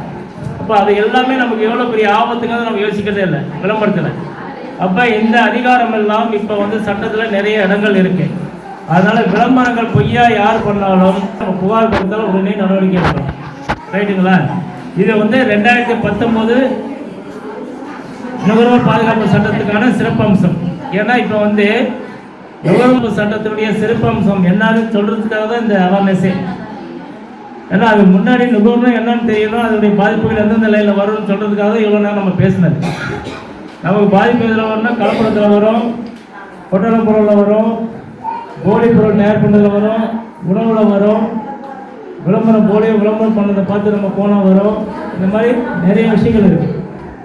அப்போ நம்ம உபயோகப்படுத்துகிற ஒவ்வொரு விஷயத்துலையும் நமக்கு பாதுகாப்பு வேணும். ஏன்னா அதில் வந்து வியாபாரிகள் பொறுத்தவரைக்கும் என்ன, இன்னைக்கு உலக அளவில் மிகப்பெரிய சந்தை வந்து இந்தியா. எந்த ப்ராடக்டாக இருந்தாலும் இந்தியாவை கொண்டு வந்தால் விற்றுடலாம், மார்க்கெட் பண்ணிடலாம். இதை வந்து பொதுவாக எல்லாருக்குமே தெரியும், இதுதான் நடைமுறை.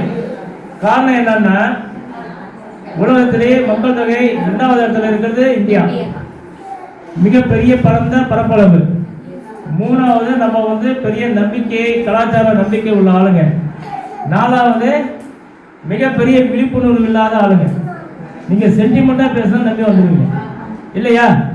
நீங்க உண்மையா பொய்யா நம்ம யோசிக்க மாட்டோம். சென்டிமெண்ட்டுக்கு வந்து நம்ம அடிப்படைஞ்சாங்க, பாசத்துக்கே கட்டுப்பட்டவங்க. அப்ப இதெல்லாம் என்ன ஆகும்னா அவன் வியாபாரத்தில் ஜெயிக்கிறதுக்காக நம்மளை பயன்படுத்துவோம். அப்ப இதில் நம்ம ஏமாந்து நிறைய போயிட்டு இருக்கோம். அதனால வியாபார சந்தை ஒரு உதாரணத்துக்கு எடுத்துக்கோங்களேன். வீட்டிலலாம் நம்ம என்ன பண்றோம், காலையில நேற்று சாப்பிட்டு தண்ணி ஊற்றி காலைல பழைய சாதம் சாப்பிட்றோமா? எல்லாரும் சாப்பிடுங்கன்னு நினைக்கிறேன். யாரும் சாப்பிடாதாலும் யாரும் இருக்க மாட்டாங்க. ஏன்னா நான்லாம் ரொம்ப சாப்பிட்றாலும் என்ன இப்போ சாப்பிட்றது கிடையாது.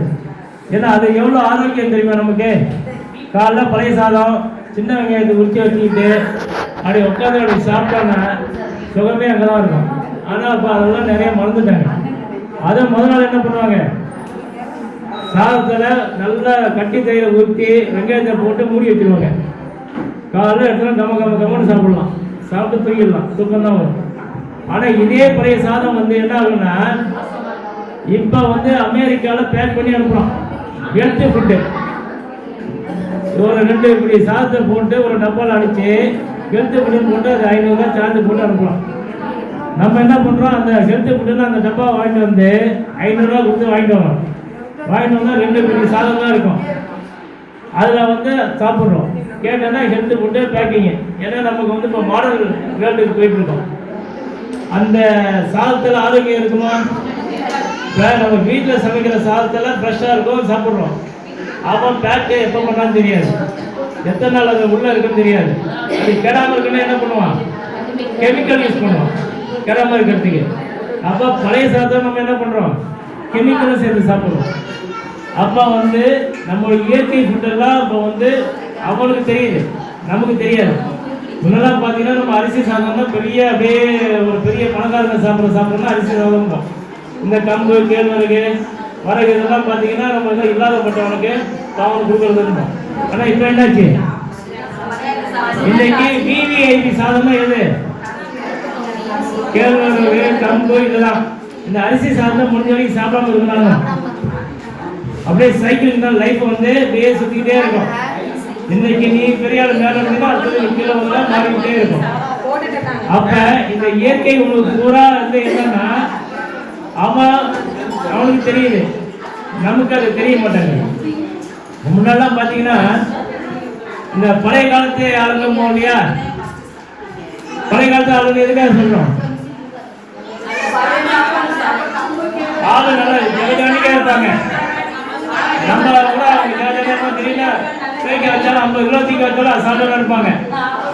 நமக்கு ஒரு 30 வயசு பையனுக்கு கொடுங்க, ஐயோ அம்மா அம்மா ஏதாவது ஒரு 10 கிலோ தீக்க வச்சாலும் ஏன்னா வீக்க பாடி வீக்கு. இப்போ நம்மளால என்ன முடியுதா, முதுகு வலி, கால் வலி, கை வலி, ஐயோ அம்மானு போயிட்டு இருக்காமா. இதே அவங்களாம் பாருங்க அப்படியே சூப்பராக போவாங்க. காரணம் என்ன, அந்த காலத்துல மண்ணு நல்லதா இருந்துச்சு, சத்தான மண்ணா இருந்துச்சு. அதுல மதம் எல்லாமே இயற்கையா சத்தா இருந்ததுனால அந்த சத்து பூரா நமக்கு இருந்துச்சு. அதனால அவங்க வந்து ஸ்ட்ராங்கா இருந்தாங்க. இப்ப என்ன ஆகும், மலடினா என்ன, ஒண்ணு இல்லைன்னு அர்த்தம் இல்லையா. எப்ப மண்ணெல்லாம் ஒண்ணுமே இல்லை, மண்ணே வந்து மலடி ஆயிடுச்சு. இப்ப என்ன பண்ற, மண்ணை மருந்து பொட்டாசியம் அது இதில் போட்டு கெமிக்கலை போட்டு அந்த மண்ணை வந்து உருவாக்கி அதுல வந்து செயற்கையாக நம்ம எடுக்கிறோம். அது என்ன இருக்கும், சத்து இருக்காது. நமக்கு வந்து பசி தீக்கிறதுக்கு ருசிக்கும் பசிக்கும் தான் நம்ம சாப்பிட்றோம், தவிர சத்தா இருந்து சாப்பிட்றது இல்லை இல்லையா. அப்போ சத்தா சாப்பிட்றோம் என்ன பண்ணணும், இயற்கையான உணவுகள் சாப்பிட்றோம், இயற்கையை வேளாண்மையை நம்ம வந்து இது பண்ணணும். நம்ம அது பண்ணுறதுக்கு வாய்ப்பும் இல்லை.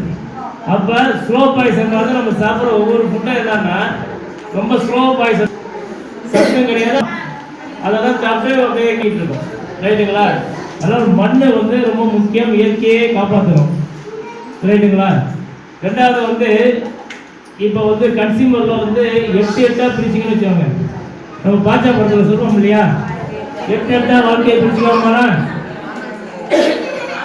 பாச்சா படம்லாம் பார்த்தீங்களா, அதாவது பாட்டு இருக்கா. அதே மாதிரி கன்சியூமர்லாம் நீங்கள் 8 பிரிச்சிங்கன்னு வச்சுக்கோங்க. 8 சாப்டர் இருக்கு, 8 உரிமைகள் இருக்கு, 107 செக்ஷன் இருக்கு நம்மளை காப்பாற்றுறதுக்கு. 107னா 7 1 8, ரைட்டா. எல்லாமே 8 இருக்கும். 8னா என்ன அர்த்தம், 8க்கு நம்ம என்ன சொல்லுவோம், 8னா 8ஆம் நம்பர் போகணும்னா என்ன சொல்லுவோம், 8ஆம் நம்பர் இருக்கு என்ன பண்ணுவீங்க, ஐயோ இது 8ஆம் நம்பரு ஆகாதீங்க. எதனால, சனி தானே 8.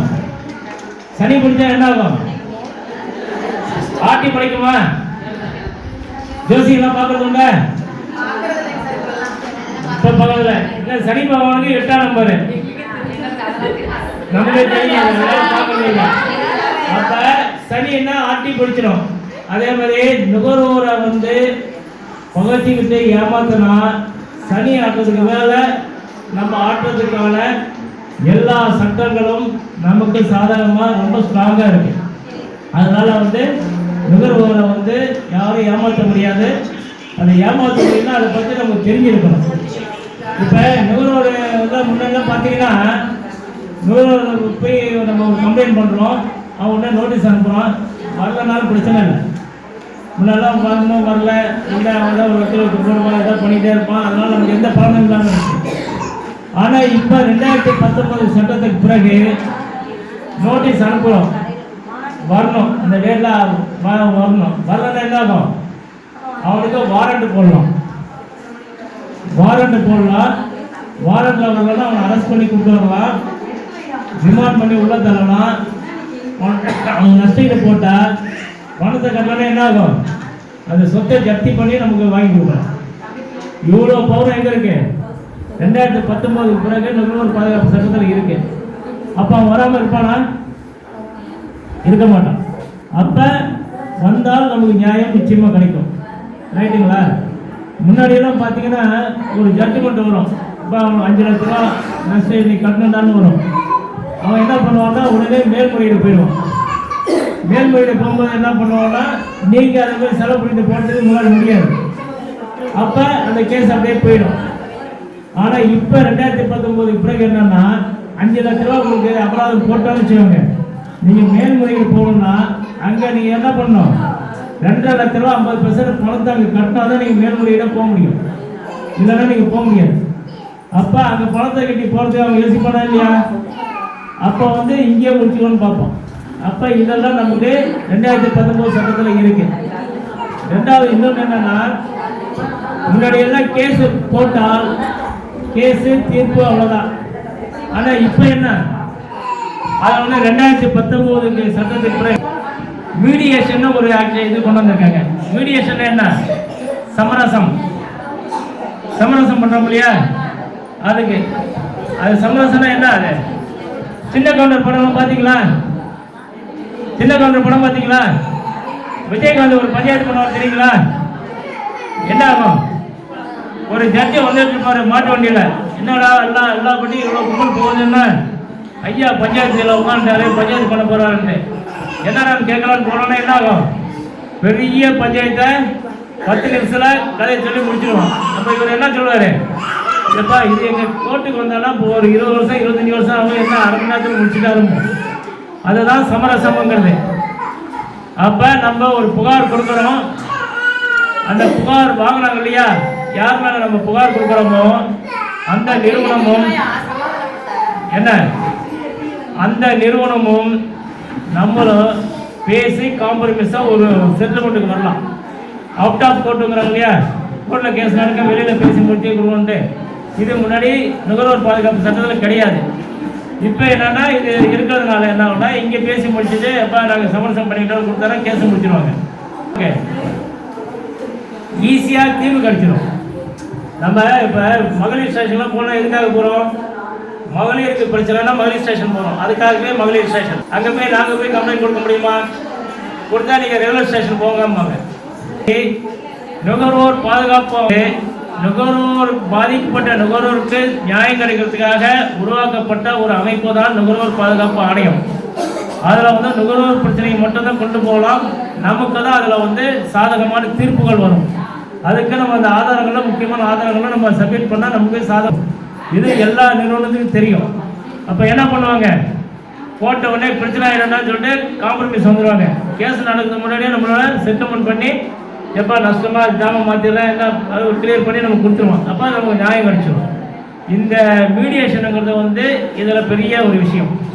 இந்த 2019 பிறகு இந்த கன்சியூமர் பற்றி இன்னொரு விஷயம் நீங்கள் முக்கியமாக தெரிஞ்சுக்க வேண்டிய விஷயம் என்னென்னா, சிசிபிஏன்னு ஒரு அமைப்பு இருக்கு.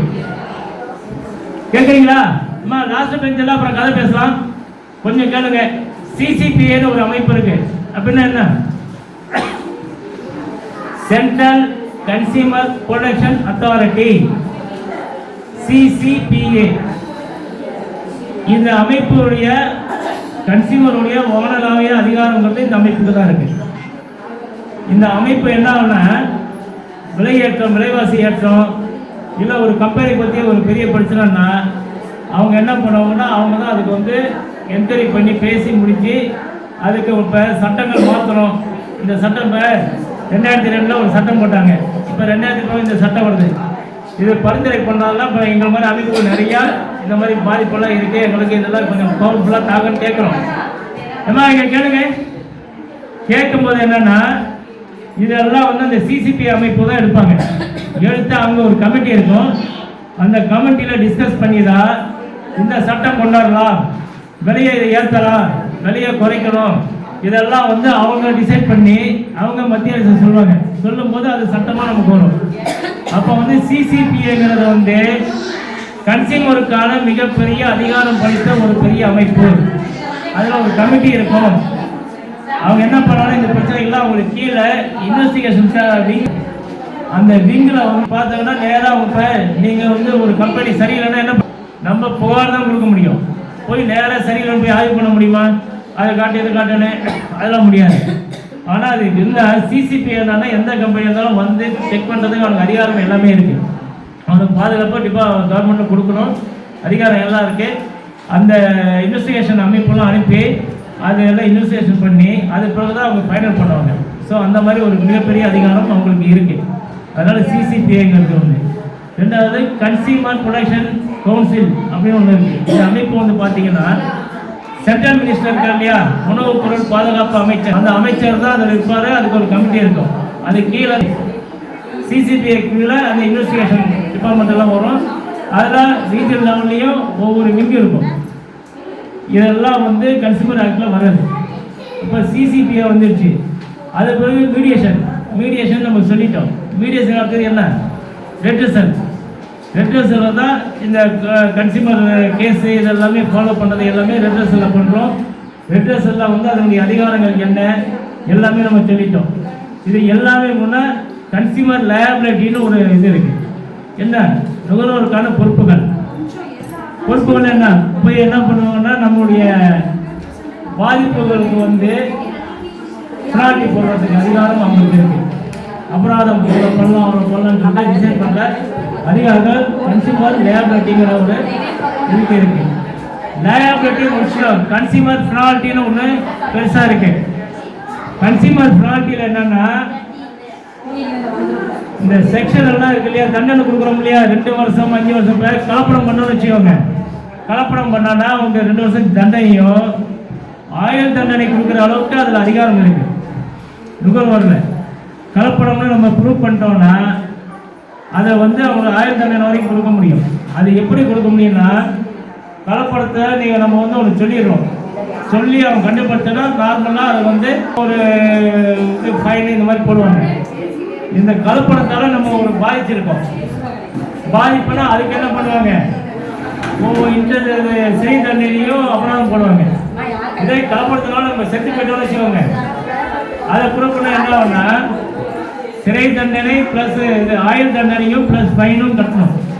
இப்போ ஆயுள் தண்டனை கொடுக்குற அளவுக்கு அதிகாரம், மிகப்பெரிய அதிகாரம் வந்து நுகர்வோர் அமைப்புக்கு இருக்கு. அதுக்காக வந்து ரொம்ப மைனூட்டாக கண்காணிக்கிறாங்க. அதனால விளம்பரம் வந்து ரொம்ப பிரச்சனை. அதுக்காக இந்த அளவு பிரச்சனை பண்ணுறது. அதனால விளம்பரத்தில் வந்து நம்ம வந்து இப்போ இவ்வளோ கஷ்டப்பட்டு கொண்டு போய் வந்து ஏமாறுறதுக்காக இவ்வளோ கஷ்டப்படுறோம் இல்லை. இப்போ நீங்கள் வச்சுக்கோங்க, உங்கள் குழந்தைகள்லாம் வந்து ஒரு 100 ரூபா பணம் கட்டால் நீங்கள் என்ன பண்ணுவீங்க? உடனே கொடுத்துருவீங்களா? எதுக்கு என்னன்னு கேட்பீங்க, சண்டை போடுவீங்க. அதனால என்ன ஆகும்? உங்களுக்கும் உங்கள் வீட்டுக்காரருக்கும் சண்டை வரும். இவ்வளோ குடும்பத்தில் பெரிய பிரச்சனையெல்லாம் கிளம்பும். எதுக்கு? இந்த 100 ரூபா பணம் கேட்டதுக்கு இல்லையா? கேட்குதாம்மா? திருப்பி நான் கேள்வி கேட்பேன். நான் பேசுனதெல்லாம் போனாலும் நான் கூப்பிட்டு கேட்பேன், பார்த்துக்கோங்க. அப்போ 100 ரூபா காசு கொடுக்கறதுக்கே நம்ம வந்து இவ்வளோ பெற்ற பிள்ளைக்கு கொடுக்கறதுக்கே நம்ம இவ்வளோ சண்டை போடுறோம், தரம் போடுறோம், கேள்வி கேட்குறோம் இல்லையா? எவனோ நமக்கு தெரியாத ஒருத்தவன் நமக்கு இலவசமாக தரான், தள்ளுபடி தரான், ஒன்றுக்கு ஒன்று ஃப்ரீயாக தரான்னா என்ன பண்ணுவீங்க? யோசிக்கிறீங்கல்ல? வேற மாமனா மச்சானா இவன் எதுக்கடா நமக்கு கொடுக்குறான்? நீங்க மாமா மச்சான் இருந்தாலே கொடுக்கறது கிடையாது. அப்ப எவனும் இல்லாம இவன் எதுக்கடா கொடுக்குறான் நமக்கு அப்படின்னு யோசிக்கிறோமா? என்னம்மா நீங்க பேசுறீங்களா?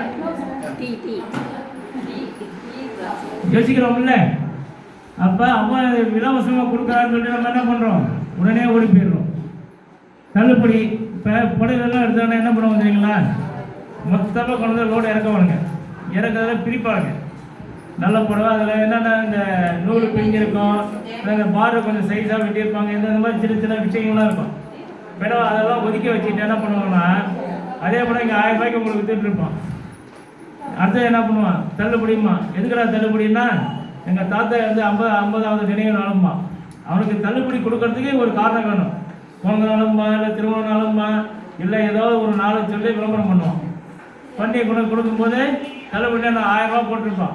இந்த டேமேஜ் கூட இருக்கு இல்லையா, அதையும் என்ன பண்ணுவான், 1000 ரூபா போட்டு ஒரு சாப்பு கொள்ள இட்டு அடிச்சு கீழே என்ன பண்ணுவான், 700 ரூபான்னு போடுவான், 500 ரூபான்னு போடுவான். நம்ம என்ன பண்ணுவோம், அப்போ 1000 ரூபா போட 500 ரூபா கொடுக்குறோம்னா 500 ரூபா நம்ம லாபம் நினச்சி தான் வருவோம் இல்லையா? அப்படிதான் நினைக்கிறோம். 500 ரூபா விற்கிறதுலையே அவனுக்கு லாபம் இருக்கும் இல்லையா? அப்போ அதை நம்ம யோசிக்கிறதே இல்லை. அப்போ இதுக்கு முன்னாடி என்ன பண்ணுறோம், இதே பொருள் 1000 ரூபா கொடுக்கும்போது அவன் எவ்வளோ லாபம் சம்பாதிச்சா நம்ம யோசிக்கிறோமா? யோசிக்கிறது இல்லை. அப்போ 500 ரூபா கொடுக்குறோன்னா அதில் என்ன பிரச்சனை இருக்குன்னு நம்ம யோசிக்கிறோமா? யோசிக்கிறது இல்லை. நமக்கு 500 ரூபாய்க்கு கூட கொடுக்குறோம், 1000 ரூபா போடுவோம், ரைட், சந்தோஷம் தான் சொல்லுவோம், ரைட்டா? இப்போ பெரிய பெரிய கம்பெனிக்கெல்லாம் போகிறீங்க. இப்போ போத்தீஸு, சென்னை சில்க்கு, அந்த லைன்லலாம் போத்தீங்கன்னு வச்சுக்கோங்க. போனோடனே என்ன பண்ணுறீங்க, ரொம்ப கஷ்டப்பட்டு களைப்பாக வெயிலில் போயிட்டு போகிறீங்க. போன உடனே என்ன பண்ணலாம், அந்த ரோட்லேயே என்ன ஆகும், அவன் ரோட்டு வாசல் நேரம் நிற்கும் போது ஏசி திருட்டு அடிக்கும், அடிக்குமா? உடனே அதுலேயே நம்ம குக்கூடாயிடும். உடனே உள்ளே போகும்போது என்ன ஆகும், உள்ளே போகும்போது என்ன பண்ணுறாங்க, வரவேற்பு. நல்லா மேக்கப் பண்ணி ஒரு வயசு பொண்ணுங்க 4-5 பொண்ணுங்களை நிற்க வச்சு வாங்க வாங்கும்போம். நம்ம என்ன நினைப்போம், சே இந்த மரியாதை நம்ம வீட்டிலே கிடைக்கிறது, இங்கே இவ்வளோ மரியாதை கிடைக்கிறாரா, போட நம்ம இதுக்கு மேலே என்ன வேணும்னு நினச்சிட்டு உள்ளே போகிறாங்க. போகிறாங்க வீட்டுக்கு போனால் வேலை பார்த்துட்டு வந்தாலே அவங்க எவ்வளோ திருச்சிருக்கோம். ஆனால் அவங்க கடைக்கு போனால் நமக்கு வாங்க சார்னு அப்படியே ஜிலுன்னு கூப்பிடுவோம். அதான் கொடுக்கணும்னு ஏசி காற்றோட அதை கூப்பிடுவோம். நம்ம அவ்வளோ சுகமாக இருக்கும். தேர்ந்து போயிட்டு உள்ளே போயிடுவோம். போன உடனே அங்கே என்ன பண்ணுறாங்க, வாங்க சார்னு உட்கார வச்சிடுறாங்க. உட்கார வச்சு, சார் டீ சாப்பிட்றீங்களா, கூல்ட்ரிங்க் சாப்பிட்றீங்களாம்மா. ஒரு 1/2 கப்பு ஒன்று கொடுப்பான். ஜிலுன்னு குடிக்கிறோம். நல்லா பேக் நிறையா இருக்குது, ஏசி இருக்குது, ஃபேன் இருக்குது, ஆடம்பரம் எல்லாமே இருக்குது. இது குடிச்ச பிறகு நம்ம என்ன யோசிப்போம், சார் நம்ம எவனையுமே மதிக்கிறது இல்லை. இங்கே பார்த்தீங்கன்னா இவ்வளோ ஜிலுக்குன்னு வராங்க, இத்தனை பேர் மதித்து நம்மளை வாங்க கொடுத்தாங்க, உட்கார வச்சு நம்ம கூல்ட்ரிங்க்ஸ் கொடுத்தாங்க, காஃபி கொடுத்தாங்க. சரி நம்ம ஏதாவது இங்கே வாங்கிட்டு போங்கண்ணா யோசிக்கிறோமா இல்லையா? இவ்வளோ பண்ண பிறகு அங்கே ஏதாவது ஒன்று வாங்கிட்டு போகணும்னு நம்ம ஆட்டோமேட்டிக்காக யோசிக்கிறோமா? யோசிக்கும் போது இந்த யோசிக்கிறதுக்காக தான் இவ்வளோ வேலையும் இவன் பண்ணுறான். அவன் என்ன அந்த யோசித்து அந்த பொருளை நம்ம வாங்கும்போது என்ன ஆகும், அந்த குழுக்களும் அவங்க ஏசி, அந்த ஜிலுன்னு கொடுத்தா வரவேற்பு, அதை கொடுத்து அதுக்கப்புறம் டீ காஃபி, அவன் பண்ணுற விளம்பரம், அந்த ஆடம்பரம் எல்லாம் சேர்த்து எங்கே வைக்கிறான், நம்ம வாங்குற பொருள் தான் வாங்குறோம் இல்லையா? நம்ம அதை யோசிக்கிறது இல்லை. சரி இவ்வளோ மரியாதை கொடுத்தா, இவ்வளோ கூல்ட்ரிங்க்ஸ்லாம் கொடுத்தா, ரைட் சந்தோஷம், வாங்கிட்டு போகிறோம், முன்னே கொஞ்சம் வாங்கிட்டு போகிறோம், வாங்கிட்டு போயிடும். ஸோ இதெல்லாம் என்னன்னா நம்மளை கவர் பண்ணி விற்கிறதுக்கான வியாபார யுக்தி. இதுக்காக தான் இவ்வளோ வேலையை பண்ணிகிட்டு இருக்கான். இதெல்லாம் நம்ம யோசிக்காம ஆடம்பரமாக இருக்கிறவங்க நான் போய் போத்தீஸில் வாங்கிட்டு வந்தேன், நான் போய் சென்னை செல்வம்னா கவர்மெண்ட் சொல்லிட்டு இருப்போம். ஆனால் அவன் எந்த மாதிரி ஏமாற்றி நம்ம வாங்குறாங்கிறது நமக்கு தெரியாது.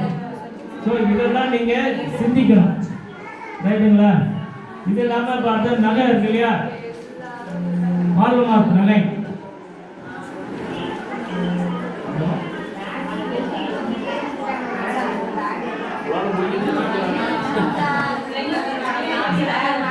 நகையை வந்து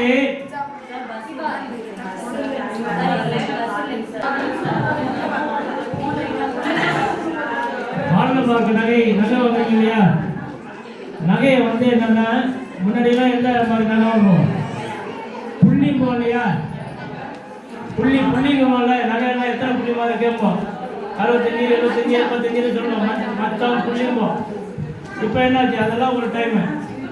இப்போ என்னாச்சு, ஹால்மார்க் வந்துச்சு. ஹால்மார்க்குங்கிறது பியூரோ ஆஃப் இந்தியன் ஸ்டாண்டர்டுன்னு சொல்லிட்டு ஒரு நிறுவனம், மத்திய அரசால் உருவாக்கப்பட்ட ஒரு நிறுவனம். 1942 வந்து அது ஆரம்பித்தாங்க. அது எதுக்காக அந்த நிறுவனம் ஆரம்பித்தாங்கன்னா, நுகர்வோருக்கு கொடுக்குற பொருள், வாங்குற பொருளில் தரம் இருக்கா இல்லையான்னு டெஸ்ட் பண்ணி அவங்களுக்கு லைசன்ஸ் கொடுத்து அவங்களுக்கு அங்கீகாரம் கொடுக்கறதுக்கு தான் அந்த நிறுவனம். அந்த நிறுவனம் கொடுக்குற அங்கீகாரம் தான் ஐஎஸ்ஐ, ஹால்மார்க்கு, சில்க் மார்க்கு, அக்மார்க்கு, எல்லாமே அவங்க கொடுக்குறது தான். அந்த நிறுவனம் வந்து என்னன்னா தமிழ்நாட்டில் வந்து சென்னையில் இருக்கு, மதுரையில் இருக்கு, கோயம்புத்தூர்ல இருக்கு. இந்த நிறுவனம் என்ன பண்ணோம்னா இப்போ நகை இருக்குன்னு வச்சுக்கோங்க. நகைக்கு வந்து ஹால்மார்க் சென்டர்னு ஒன்று இருக்கு. அம்மா கொஞ்சம் பேச வரீங்க, அது பேசுறீங்க. ஆமாம், அதனால அமைதியா கேட்டீங்கன்னா வேற பேசிட்டு போயிடுவேன். நாங்கள் பேசுறது கேட்டீங்கன்னா தான் நாங்கள் பேச முடியும். நீங்கள் வாட பேசிட்டு இருந்தீங்கன்னா நாங்கள் என்ன பண்ணுறது? அதனால சீக்கிரம் முடிச்சிடுறோம்.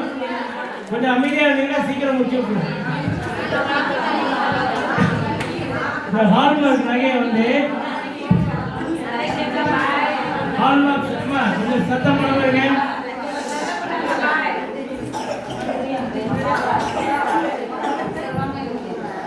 ஹால்மார்க் வந்து அந்த ஹால்மார்க் சென்டர்னு சொல்லிட்டு அவங்க இந்த கம்பெனி லைசன்ஸ் கொடுக்கும். அவங்க வந்து இந்த நகைக்கடைலாம் இருக்கு இல்லையா, நகைக்கடையெல்லாம் என்ன பண்ணுவாங்கன்னா அந்த ஹால்மார்க் சென்டரில் போய் அந்த சீலை போட்டுட்டு வருவாங்க 916. அதுக்கு முன்னாடி என்ன பண்ணோம்னா ஹால்மார்க் சென்டரில் வந்து சீல் போடுவாங்க இல்லையா, அவங்களுடைய சீலை, அந்த நகை எந்த கடையோ அந்த கடையுடைய சீலை, அந்த நகை தயார் பண்ணக்கூடிய சீலை 916. இது எல்லாமே இந்த சீலெல்லாம் அந்த இதில் இருக்கும், அந்த நகையில் அது இருந்தால் தான் 916. சரி, ஏன் 916 நம்ம போனோடனே அதே ரேட்டுக்கு எடுத்து வராங்கன்னு தெரியுமா? 916 நகைன்னா என்ன பண்ணுறாங்க, என்ன கிராம் விற்குதோ அந்த கிராமுக்கு எடுத்துடுறாங்க. எதுக்காக எடுக்கிறாங்க? 916ங்கிறது அந்த கேடியம் கலக்குப்பாங்க. முன்னாடிலாம் பார்த்தீங்கன்னா ஒரு பவுன் நகைக்கு வந்து 1 கிராம் செம்பு கலப்பாங்க. அப்போ செம்பு ப்ளஸ் தங்கம் கலந்தால் தான் நகை. 7 கிராம் தங்கமும் 1 கிராம் செம்பு கலந்தால் தான் ஒரு பவுன்.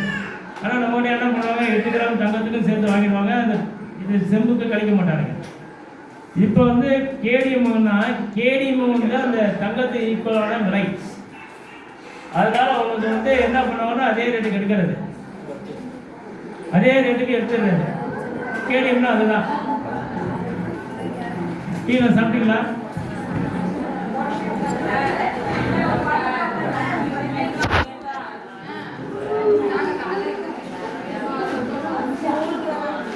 வந்து சில இடத்துல வந்து போலியாவே வந்து போட்டு கொடுத்துறாங்க. அது வந்து இதே திருச்சியில் நான் பிஆர்எஃப் இந்தியா சேனலில் வந்து நான் இருக்கிறதுனால நாங்கள் வந்து இங்கே ஒரு கம்பெனியை வந்து அதே மாதிரி போலியாக கொடுக்குறாங்கன்னு சொல்லிட்டு அந்த நிறுவனத்தை வந்து ரைடு பண்ணி பிடிச்சி ஆக்ஷன் எடுத்து கேஸ்லாம் போட்டு கேஸ் வந்துட்டு இருக்கு. அதுக்காக நீங்கள் 5 லட்சம் 10 லட்சம் நகை வாங்கும்போது அந்த டெஸ்ட் பண்ணுறதுக்கு வெறும் 50 ரூபா இருந்தால் போதும். கொடுத்தீங்கன்னா உங்களுக்கு சர்டிஃபிகேட்டை கொடுத்தா அது எப்பயுமே ஸ்டாண்டர்டாக இருக்கும், நீங்கள் நம்பிக்கையாக இருக்கலாம். அதனால் நகை வாங்கும்போது அது பாருங்கள். இந்த பழைய நகையெல்லாம் விற்கிறீங்க இல்லையா, பழைய நகையை விற்கும் போது என்ன பண்ணுறோம், நீங்கள் பழைய நகையை கொண்டாங்க கிராமுக்கு 75 ரூபா தரோம், புது நகை எடுத்துக்கணுங்கிறோம். அதே நம்ம என்ன பண்ணுறோம், பழைய நகை எடுத்துகிட்டு போகிறோம். ஒரு 2 பவுன் நகை எடுத்துகிட்டு போனால் என்ன ஆகும், போன உடனே அந்த பழைய ரேட்டு ஒன்று போடுறோம், பழைய தங்க ரேட்டு போடுவோம். அப்புறம் என்ன பண்ணுவோம், அந்த பண்ணி விற்றுடுறோம். புதுசாக வாங்கும்போது என்ன பண்ணுறோம், கூலி சேதாரம் ஜிஎஸ்டி எல்லாம் கட்டி வாங்குறோம். அப்போ வந்து நமக்கு எவ்வளோ லாஸ். அப்போ இந்த பழைய நகை போடும்போது என்ன பண்ணுவோம்னா வீட்லேயே நல்லா லெமனை வச்சு க்ளீன் பண்ணி அந்த அழுக்கெல்லாம் எப்படி போடுவீங்கன்னு வச்சுக்கோங்க. இந்த அழுக்குக்குன்னா 1 கிராம் போடுவோம். அந்த 1 கிராமே 8000 வச்சா அது மிச்சமாயிடும். ஸோ இந்த மாதிரி ஒவ்வொரு விஷயத்திலும் பண்ணுறாங்க. இன்னொரு விஷயம், இந்த சேதாரம் சொல்லிட்டு போட்டு வாங்குறாங்க இல்லையா, கூலி சேதாரம். கூலி ரைட்டு வாங்குறது ரைட்டு, சேதாரம் வந்து சேதாரம் ஆகுது உண்மையா, சேதாரம் ஆகிட்டு இருக்கா? சேதாரம் அப்படிங்கிறது நம்ம நகை பண்ணும்போது அதில் சேதாரம் வந்து சேதாரம். இந்த தங்கத்தை என்ன பண்ணாங்க, அந்த சேதாரம் தூக்கி போடுறது இல்லை, அதெல்லாம் சேர்த்து வச்சு நகையை பண்ணிடுறாங்க. அப்போ சேதாரங்கிறது வெளியே இப்போ வேஸ்ட் ஆகிறதுல அது நகையாகிடுது. ஆனால் நம்மகிட்ட என்ன பண்ணுறோம், சேதாரம் சொல்லிட்டு வாங்கிடுறோம். இதே நம்ம இண்டஸ்ட்ரியில் ஒரு தங்க நகை கடையில் ஒரு ஃபாரின் லேடி வந்து நகை வாங்கிச்சு. வாங்கும்போது இந்த மாதிரி சேதாரம் போட்டதுன்னு அதுவும் இந்த மாதிரி கேள்வி கேட்டு அவங்க வம்பெடுத்து, என் சேதாரமா அந்த சேதாரமானது கொடு, நீ சேதாரம் ரேட்டு போட்டுக்கோன்னு கேட்டு பிரச்சனை பண்ணி நகை கடைசியாக என்ன பண்ண அந்த சேதாரத்தையே க்ளீன் பண்ணி எடுத்துட்டு நகையை கொடுத்துருக்கான். எங்கேயோ ஒரு லேடி வந்து இங்கே பண்ணுது. அதே மாதிரி சேதாரம் போடும்போது நம்ம என்ன பண்ணணும்னா கேட்கணும், அப்பா சேதாரத்தை கொடுக்குறா அப்படின்னு கேட்டிங்கன்னா என்ன பண்ணுவோம், கொடுக்குறாங்க இல்லையோ ஒரு 2 கிராம் சேதாரத்தை நம்ம கழிச்சு நமக்கு லாபம் கொடுப்போம். அதே மாதிரி கல் நகையில் வந்து பெரிய ஏமாற்றம் பண்ணுவாங்க. பணத்தால நாங்கள் கம்பெனியில் வந்து கலெக்டர் ஆஃபீஸர் பண்ணிடுவேன், எங்களை வந்து ஒத்துழைப்பு கொடுக்குறோம் அப்படின்னு சொல்லிட்டு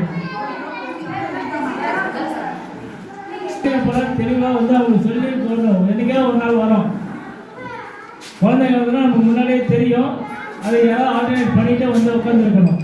நம்ம வாட்டு போகிறதுக்கு வந்து கிளம்பிட்டு இருந்தீங்கன்னா இதுக்காக நாங்கள் செலவு பண்ணிட்டு இங்கே எல்லா வேலையும் விட்டுட்டு இந்த வேலையை பார்க்குறது எங்களுக்கு எப்படி வேலை இருக்குது, எங்களுக்கு டைமே இல்லை. அதே மக்கள் எப்படி ஒரு அவேர்னஸ் வரணும், பாதிப்பு வந்து எவ்வளோ கேஸ் நாங்கள் நடத்திட்டு இருக்கோம். ஆஸ்பத்திரி மேலே கேஸ் நடத்திட்டு இருக்கோம், ஜவுளிக்கடை மேலே கேஸ் நடத்திட்டு இருக்கோம், கடை மேலாம் இப்போ வசந்த மேலே கேஸ் நடத்தி இந்த மாதிரி நிறைய கேஸ் பண்ணிக்கிட்டே இருக்கோம். இன்சூரன்ஸ் கம்பெனி மேலே கேஸ் போட்டுட்ருக்கோம். இதெல்லாம் என்னென்னா மக்கள் நுகர்வோருக்கான கேஸெல்லாம் நிறைய நாங்கள் பண்ணிகிட்டு இருக்கோம். இந்த விஷயங்கள்லாம் ஒவ்வொன்றும் உங்களுக்கு சொல்லும் போது உங்கள் வாழ்க்கை தரணும். நாளைக்கு ஏதாவது நீங்கள் ஏதாவது இருக்கிறதுக்காக தான் இந்த வேலையை தவிர ஏதோ நாங்கள் பேசுறதுக்காக இது பேசலாம். அரசியல் கூட்டம் கிடையாது, ஏதோ பேசிட்டு கைத்தடிக்கு போகிறதுக்கு.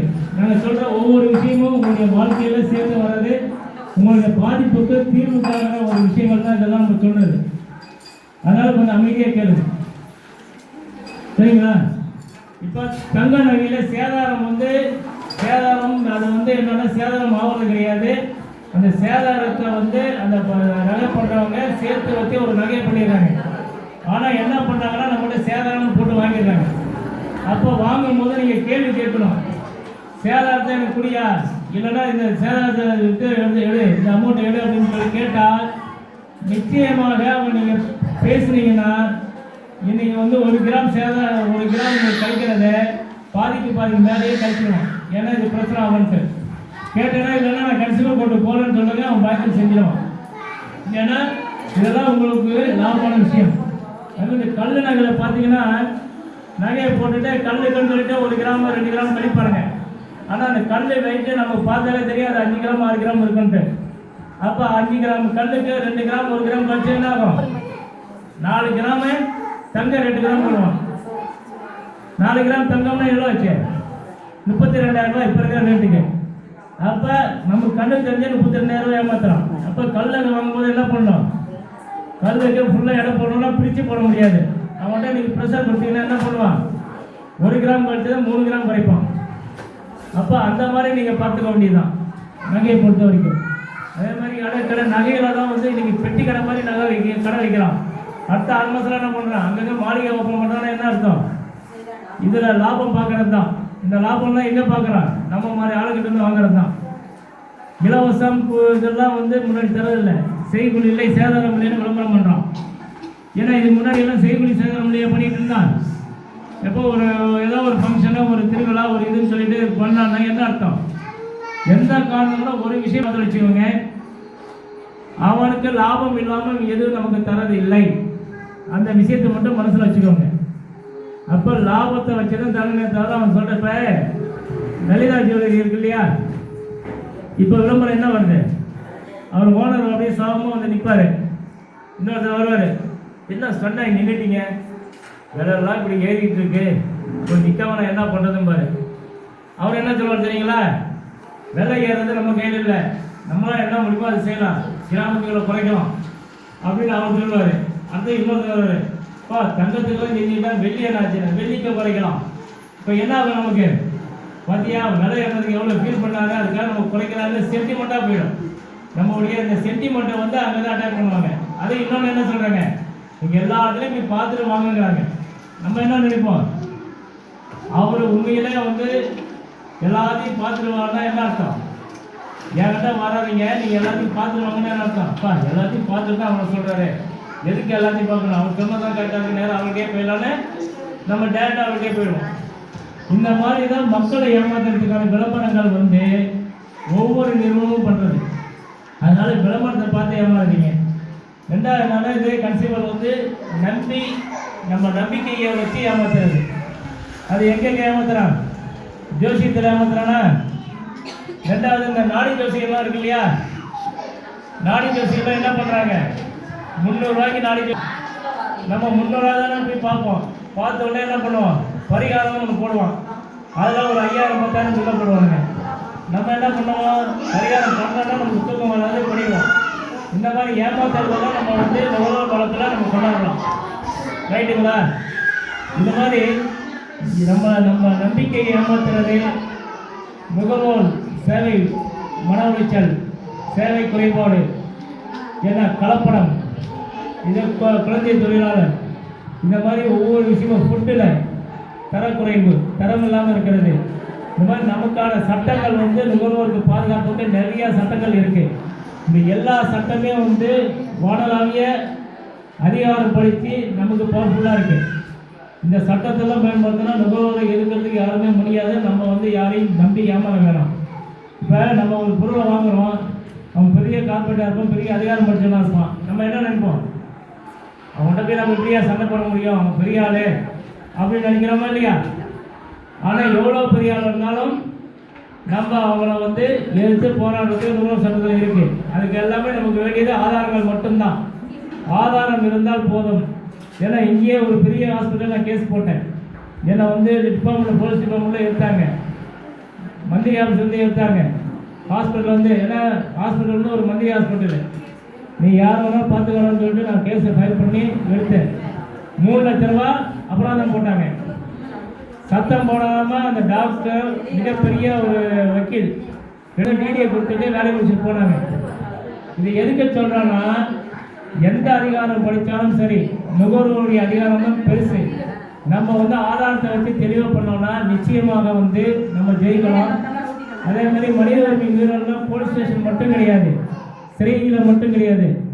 நம்ம உரிமைகள் எங்கெங்கெல்லாம் மறுக்கப்படுதோ, மீறப்படுதோ, அங்கெல்லாம் மனித உரிமை மீறலாம் நம்ம பண்ணலாம். இந்த மனித உரிமை மீறலாம் நிறைய, நான் அது சென்னையில் நிறைய வழக்கு போட்டிருக்கேன். உங்களுக்காக பெண்கள் ஆணையம் ஒன்று இருக்குது, அந்த ஆணையத்துக்கு போர் கொடுத்து நிறைய செய்யலாம். இதெல்லாம் வந்து உங்களுக்கான பாதுகாப்புக்கான ஒரு விஷயங்கள். சரிங்களா? இதே மாதிரி பஸ்ஸில் போகிறோம், பஸ்ஸில் மரியாதை எல்லாம் பண்ணுறாங்க, ஸ்டேஜை விட்டு ஸ்டேஜ் வேறு ஸ்டேஜ், இதெல்லாம் பார்த்தீங்கன்னா நம்ம வந்து போகலாம். 50 பைசா சில்லறை தரலன்னு சொல்லிட்டு கேஸ் எல்லாம் போட்டு நாங்கள் படித்திருக்கோம். ரயில்வேலையும் அதேமாரி சரியாக ரிசர்வேஷன் பண்ணும்போது தவறாக பண்ணதுனால அவங்க மேலேயும் கேஸ் போட்டு நிறைய நான் பண்ணியிருக்கோம். ஏன்னா 25 வருஷத்தில் நாங்கள் வந்து அதாவது பேங்க்கு மேலே கிட்ட ஒரு 500 கேஸாக நான் ஃபைல் பண்ணியிருக்கோம். பண்ணி நிறைய பண்ணி கொடுத்துருக்கோம். இதெல்லாம் நாங்கள் இன்னும் நிறைய ஊரங்களாக சொல்லணும்னா எங்களுக்கு டைம் பத்தாது. ஏதோ நீங்கள் நாங்கள் சொன்னதுக்காக அமைதியாக இருந்தீங்க. அதனால் வந்து உங்களுக்கு வேறு ஏதாவது சந்தேகங்கள், இதில் ஏதாவது தெளிவாக தெரியணும்னா என்னுடைய நம்பர் வேணால் தரேன், நோட் பண்ணிக்கோங்க.